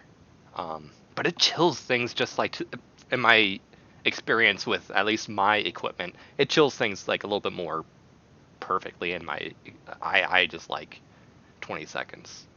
That's what I like. Creme de peace. Is that pea cream? And then double What is into a chilled cocktail glass. So I've got a goblet. creme de caca? Okay, I see why we're talking about pea and poo. Good, very good. But look at that. When you chill it and you get that nice creaminess, which isn't like due to creamy what's it called? Bailey's or something. That's still like a very nice creamy looking drink. It turns out very cute. You top it with some nutmeg. Is he gonna do that? I mean, he has to, if he's really showing off this thing. But she's like doing stuff like double straining. He's got the hawthorn and the nutmeg. There we go. Gorgeous. It's a beautiful looking drink. It's not just pretty. You get the smell of the nutmeg and it really. Nutmeg's awesome too. The brandy Alexander. Very Christmassy time of the year type of smell. Oh, cheers. Let me bonk this on. Ow. I said ow for my monitor, and I just bonked his Brandy Alexander with my absinthe. And I'm not even taking a sip. I did the little cheers clink onto my monitor, and then I proceeded to not take a sip. I think that's considered rude. Putain, then weird. Pee in the toilet. Thank you for saying that. We serve lip every day. Little lip.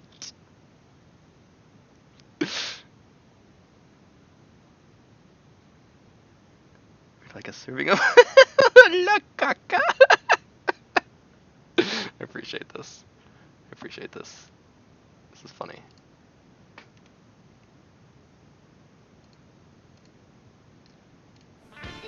Oh hey, you're back. I forgot about that. I have to hide you, otherwise you automatically jump scare.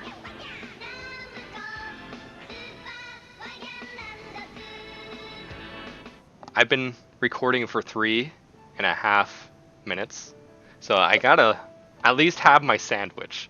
That's the main thing I'm trying to do in this episode of Pokemon. What happened? What?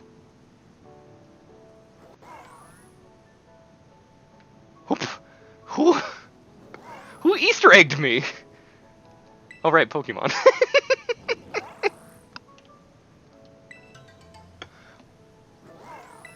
Oh, there's something else. What? What? Who's Easter egging me? Okay, fine. I'll hydrate. Thanks. Maridon is so confused. Everyone is. They lost the soccer ball. Their football is gone, and they don't know what to do. Oh no, they didn't lose it, but they just don't know how to play anymore. I like how like Oricorio, Funny Rat, Wooper, and Heresy are all like benched. They're on the sidelines while Lechonk, what a good name. He's got ears, but he's not gonna show his ears because he's stuck. He got way too stuck. Poor guy. And then that other insect is also kissing a rock. Okay. See ya. Have a good one. I'm probably gonna watch other streamer. Oh, cool. Jump. Have a good one. See ya, even though you're probably already gone. Oh no, the PF. Top. Flansen. Musen. I don't know how to say any of these. I know how to speak German. Haha, totally do. Gegossen. Werden. Haft. Oh no, there's another PF. I said that. Ah, I'm so proud of me for this one moment. I already forgot how I said that, though. So, thank you. I'm glad. I'm so proud of me. I don't know. There's another Pokemon egg, by the way. I got super egged. Please. Why are we storing all of our eggs in this one basket? Why? Have a good one, Yulpin of the Gambler.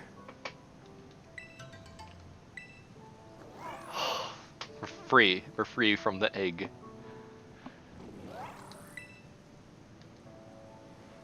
Picnic set. What do I want to do? Redecorate? Tablecloth. Never mind. My water bottle. Where's my water bottle? There we go. That's my water bottle, right? Is your Pokemon pregnant or what? I have no idea. I don't know this game. I have left them unattended for a long time.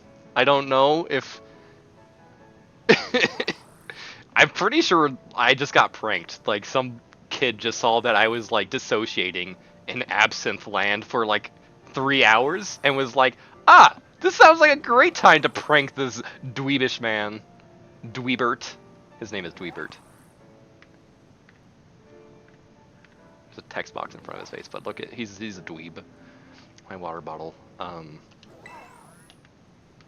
I only that's an Academy. Okay, cool. I'll take that. What do you want to shake? My cup.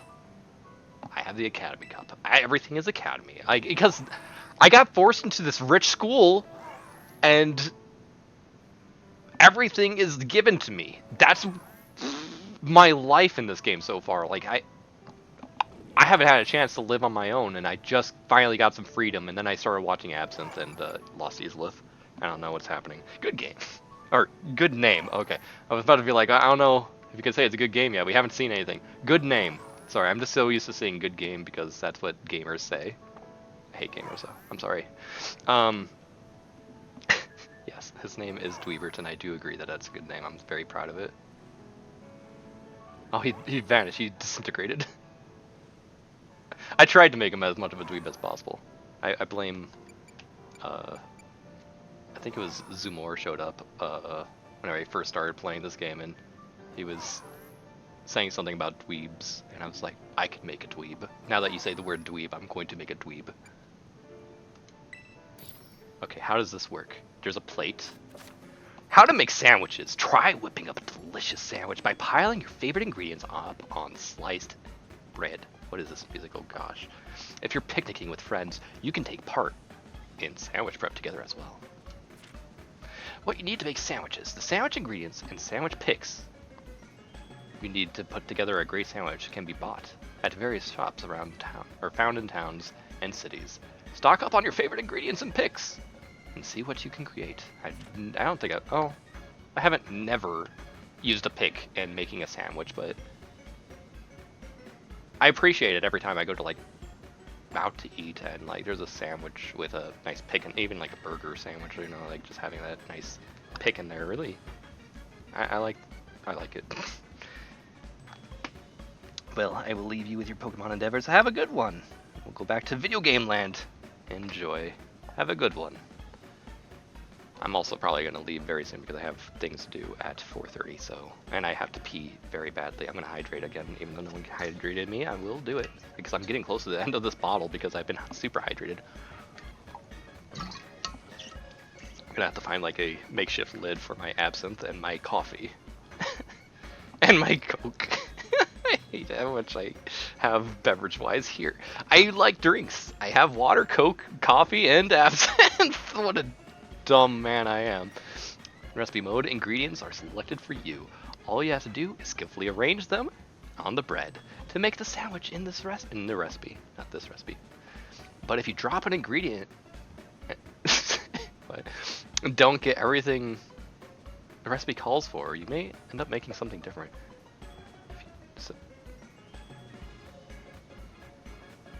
Okay, ingredients are okay. You can turn on recipe mode, I guess, and you can make stuff freeform, or you can turn on recipe mode and it gives you ingredients selected automatically. But you accidentally could feel like I don't want this ingredient, and then like you can accidentally make something else. I don't know what that means. Dig into a nice meal at a restaurant or pick. You can eat at restaurants. And you and your Pokemon can gain meal powers and then turn off the game. Maybe many meal powers have an associated type, meaning they'll only affect Pokemon of that type. The effects of a meal power will be impacted by what's in a given dish. Egg power, catching power, yada yada yada. I got like 3 eggs, maybe I'll get an egg power. Yeah, I saw egg. Oh, there's 2 things. I'm gonna pee my pants. I'm gonna enjoy jaunty, funny music while I go pee my pants in the toilet. Be right back.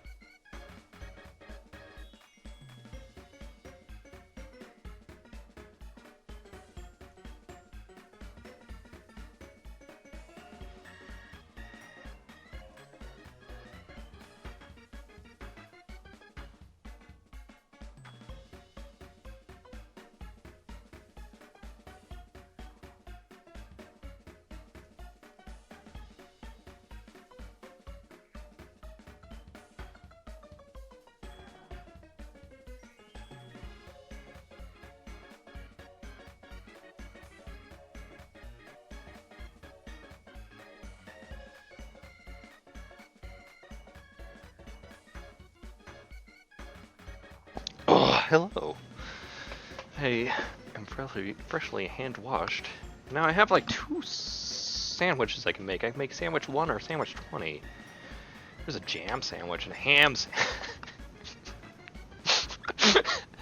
I'm not like immediately gonna question like something like jam sandwich because you know that makes sense.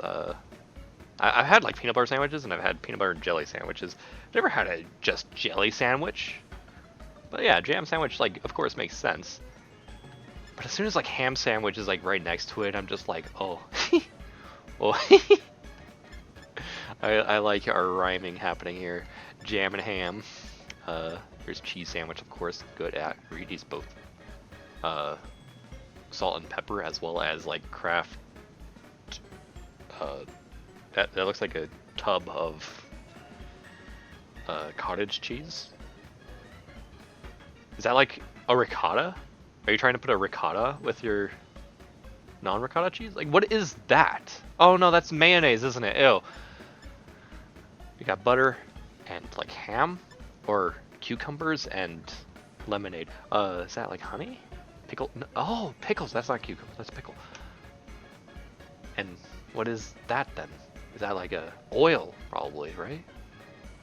Like an olive oil? It doesn't tell me the names of the ingredients. Creative mode. If I press X, I get to just do whatever I want. Fillings, I could choose pickle, I could choose ham, or I could choose egg. I have eggs. Let's do egg power.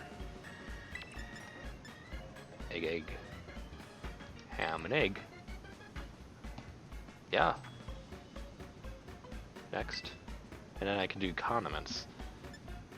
Olive oil or butter. Butter for eggs is probably more acceptable. I usually use olive oil, but butter sounds expected. Yeah. Next. Oh, I have 10 of these. Red flag. That's Minesweeper. That's Minesweeper, baby. We're talking about the Minesweeper red flag right there. This pick flies a red flag that lends an air of adventure. The flag itself is made of cardstock, so fly proudly, even with no wind.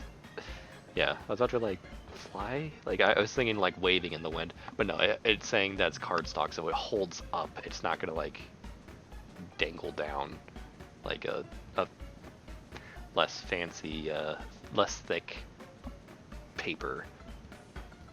Okay, start prepping. Whoa! He buttered it up. Amazing. Pile on the ingredients.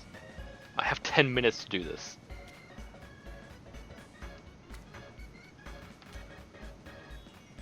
Why is it? Everything feels like it's jiggling. Okay, never mind. Oh, and I can't readjust. Once I put it on, it's on. This is strange. Yeah, I don't have depth understanding of what's happening here.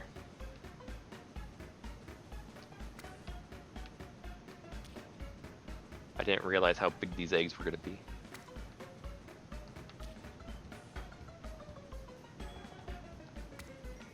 Oh, okay, that's cool. I like that on the side. I appreciate that. Because these are hard-boiled eggs, so it makes sense, yeah. No, I had to put that on.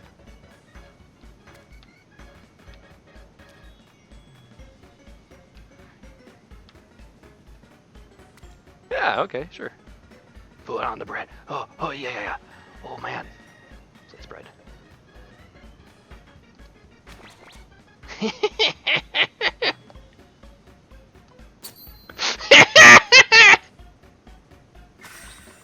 Well done. This sucks. Wow! Look, there's my mayo that I don't have.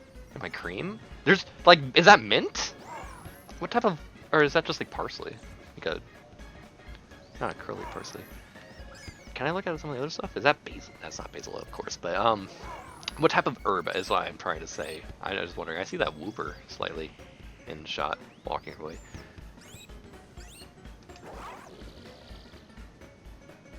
I should have taken a picture of my terrible sandwich. There we go. Oh, what? I forgot. We do commercials in this game. Upset? No, you're okay.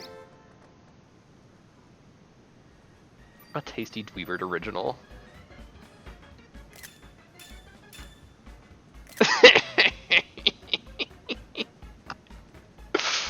This is what we've done today.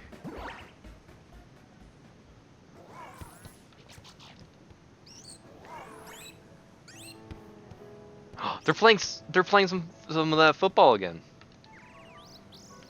Oh, 3 hearts. Oh, he's got the ears. I mean, I didn't forget, but like show me those ears, buddy. You're really cute.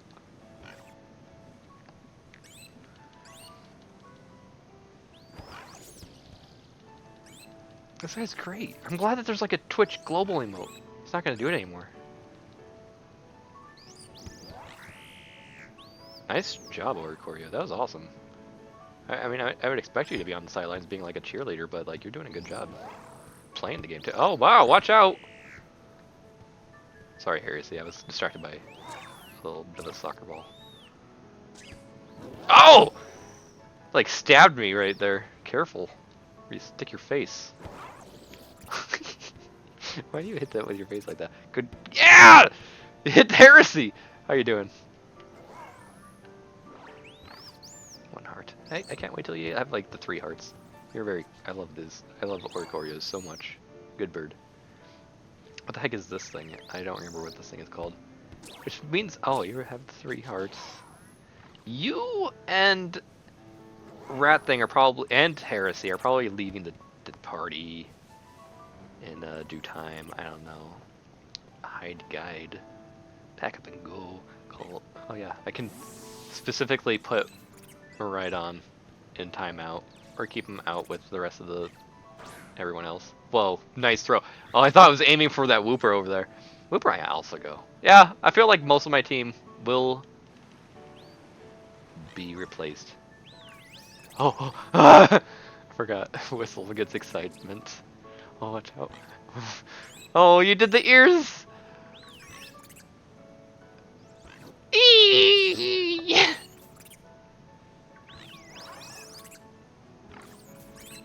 Oh, Lechonk. Lechon makes sense. Again, like I don't know very much Spanish. Family speaks Spanish sometimes. Some of my family, half of my family. But let me see.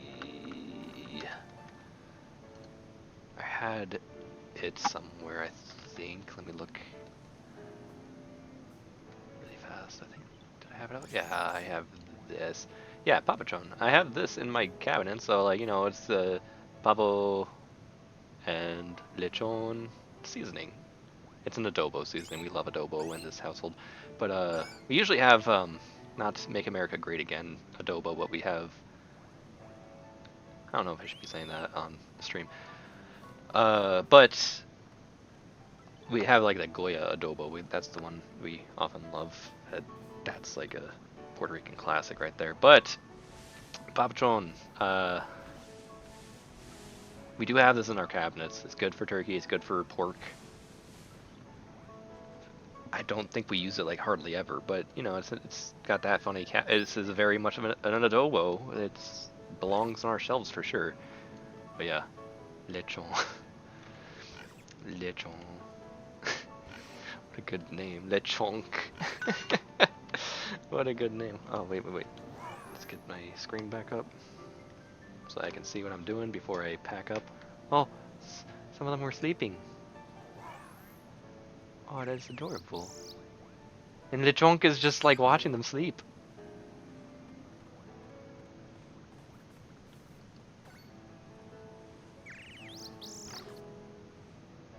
Ah, I'm glad you're asleep. I was wondering about that. I was like wondering how all these other guys sleep. Very good. Right on is great. I'm glad that I have a Slumpy here because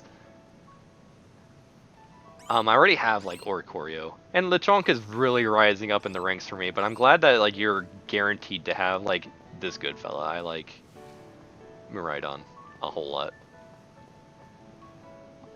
Can you fall asleep? Thanks for like listening to me right on cue. Oh, right on cute. Oh. Sleepy.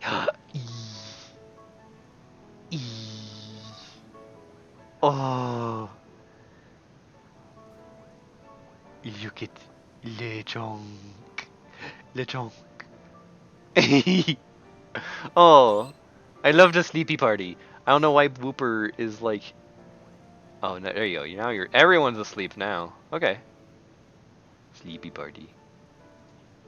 Oh, I love it all. It's because you're full on sandwich and because there's no soccer ball out. How did I get on top of the table before?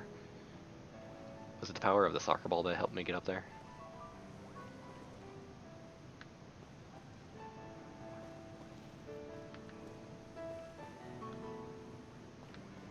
No, I used special magic last time.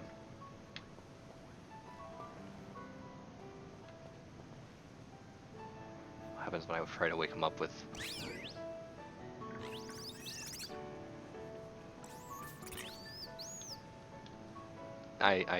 I'm gonna like this picnicking thing. It's cute. I didn't know if I was gonna like it more than like some of the previous games with their version of like, I don't know, Pokemonami or Pokemonami. Or, oh, whoa, running. uh, Camping or whatever it was in like the Sword and Shield? I don't know. And I already made... Oh, we did it! Picnic set, what do you want to do? I can make another sandwich? Pack up and go while I'm on top. Good job, guys. My man! Oh, he was named my man and I'm liking him a lot. Well...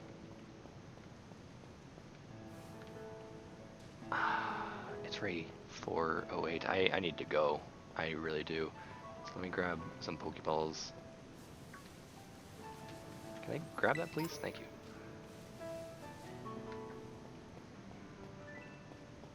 That guy probably wants to fight me. Yeah, he's saying words.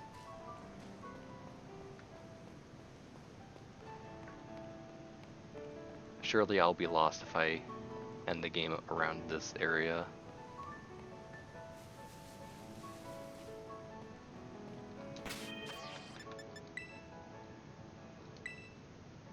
I'm in offline mode. Oops.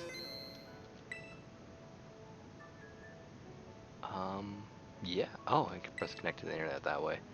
Game will be saved, but I don't need to do that because I gotta go. So, that was what a heck of a Pokemon journey today I've had, right?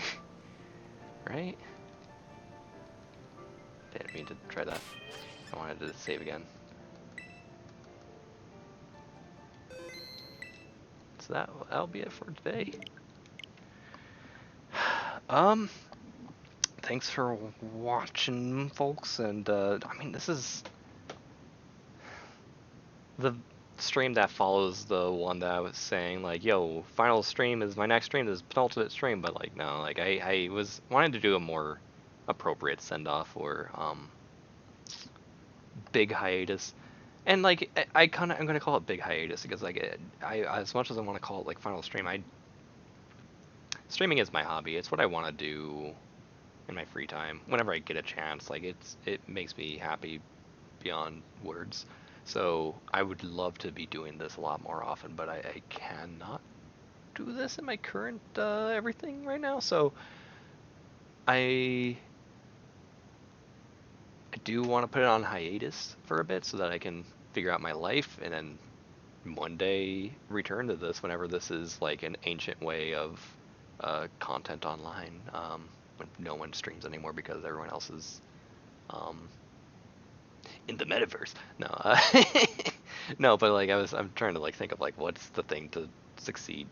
Like you wouldn't know like what's gonna succeed like YouTube, but then like suddenly we have streaming, and what's gonna succeed streaming? And it's like maybe like VR spaces or people just I don't know. It's I don't know, but by the time I come back to no, I'm not going to go away that long, but I'm probably going to hiatus, and it's probably I still love this enough where I will be doing this even if it dies as like an art form, because that's not an art to me. I mean, I guess maybe not every artist. Not that again, like it's like a diary entry to me, for me to play games and like kind of talk about it and like enjoy time with people. And like maybe like someone who does like a very personal art piece might not call it. I'm not saying that like my stuff is akin to like masterclass art. It's not gonna be hung up anywhere or whatever, and I don't care about that. But like there is like a purpose to it for me to do streaming more than just surface level stuff. This stuff is a hobby, a passion, and a happiness for me. So I'm never really gonna be done streaming, but I definitely do need to take a break. Well, it's just not very possible, and I'm actually a little bit on like trying to be like hopeful on the side of like what's gonna succeed streaming in the public eye, because like I would like to be doing I still think about you know, like let's plays, like it's something that I also have always like wanted to do. Streaming was something that I've wanted to do for a very long time, and I guess like maybe like 5 years. I have no idea how long I've been doing this. I've enjoyed it more than I could have ever imagined. But like doing other like more I like this because sometimes people do come in and it's a lot of fun. But even like the more isolated stuff, like a LP kind of video documentary, documenting, archiving of like my experience of the game, still very appeals to me. So I say on a day that I really didn't do like any games today. But I mean, like, yeah, as you saw in this stream, I was talking so much about Romancing SaGa 2, and I wish I could have caught half of my feelings in the moment, is what I'm trying to say, because I know I have a lot to say, and I don't have anyone to say those things to. My household is of people beyond the age, or well before the age of like video games. It's not very compatible in my household, and when I am loud about it, it's just like I don't need to draw attention to me playing games, and it's just like this is only compatible with one household member of me. So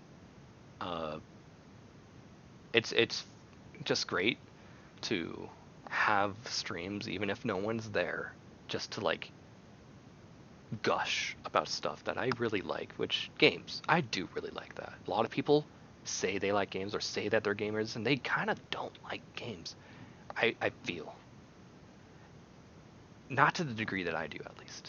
Like there's like this is a passion of like, yes, it doesn't matter how poison swamps are malevolent and a terrible, horrible time on the player, and I enjoy myself thoroughly going through that. Like, why? It's because I like playing a game.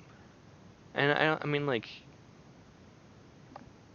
I spent like 8 hours in that swamp, and like I would get like close and die in very upsetting ways, and that didn't mar anything of what I felt about playing a game.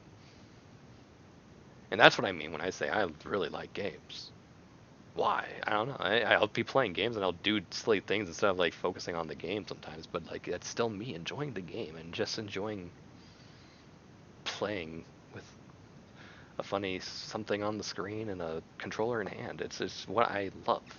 So hiatus is not a forever ending, but this isn't my setting off into hiatus either. Just wanted to talk about it a little bit more because like it might be the last stream of this year, because this is the part of the year where there's not much happening, so they forced like holidays and stuff that can make us not get depressed during the later parts of the year. So very, gosh dang, it is what it is. It's just a dense with events kind of time of the year. So anyway, that's it for this stream. Have a good one, everyone. A party in your dreams, even if it is only 4:15. Have a party in your dreams, because it's probably not 4:15 everywhere. See ya.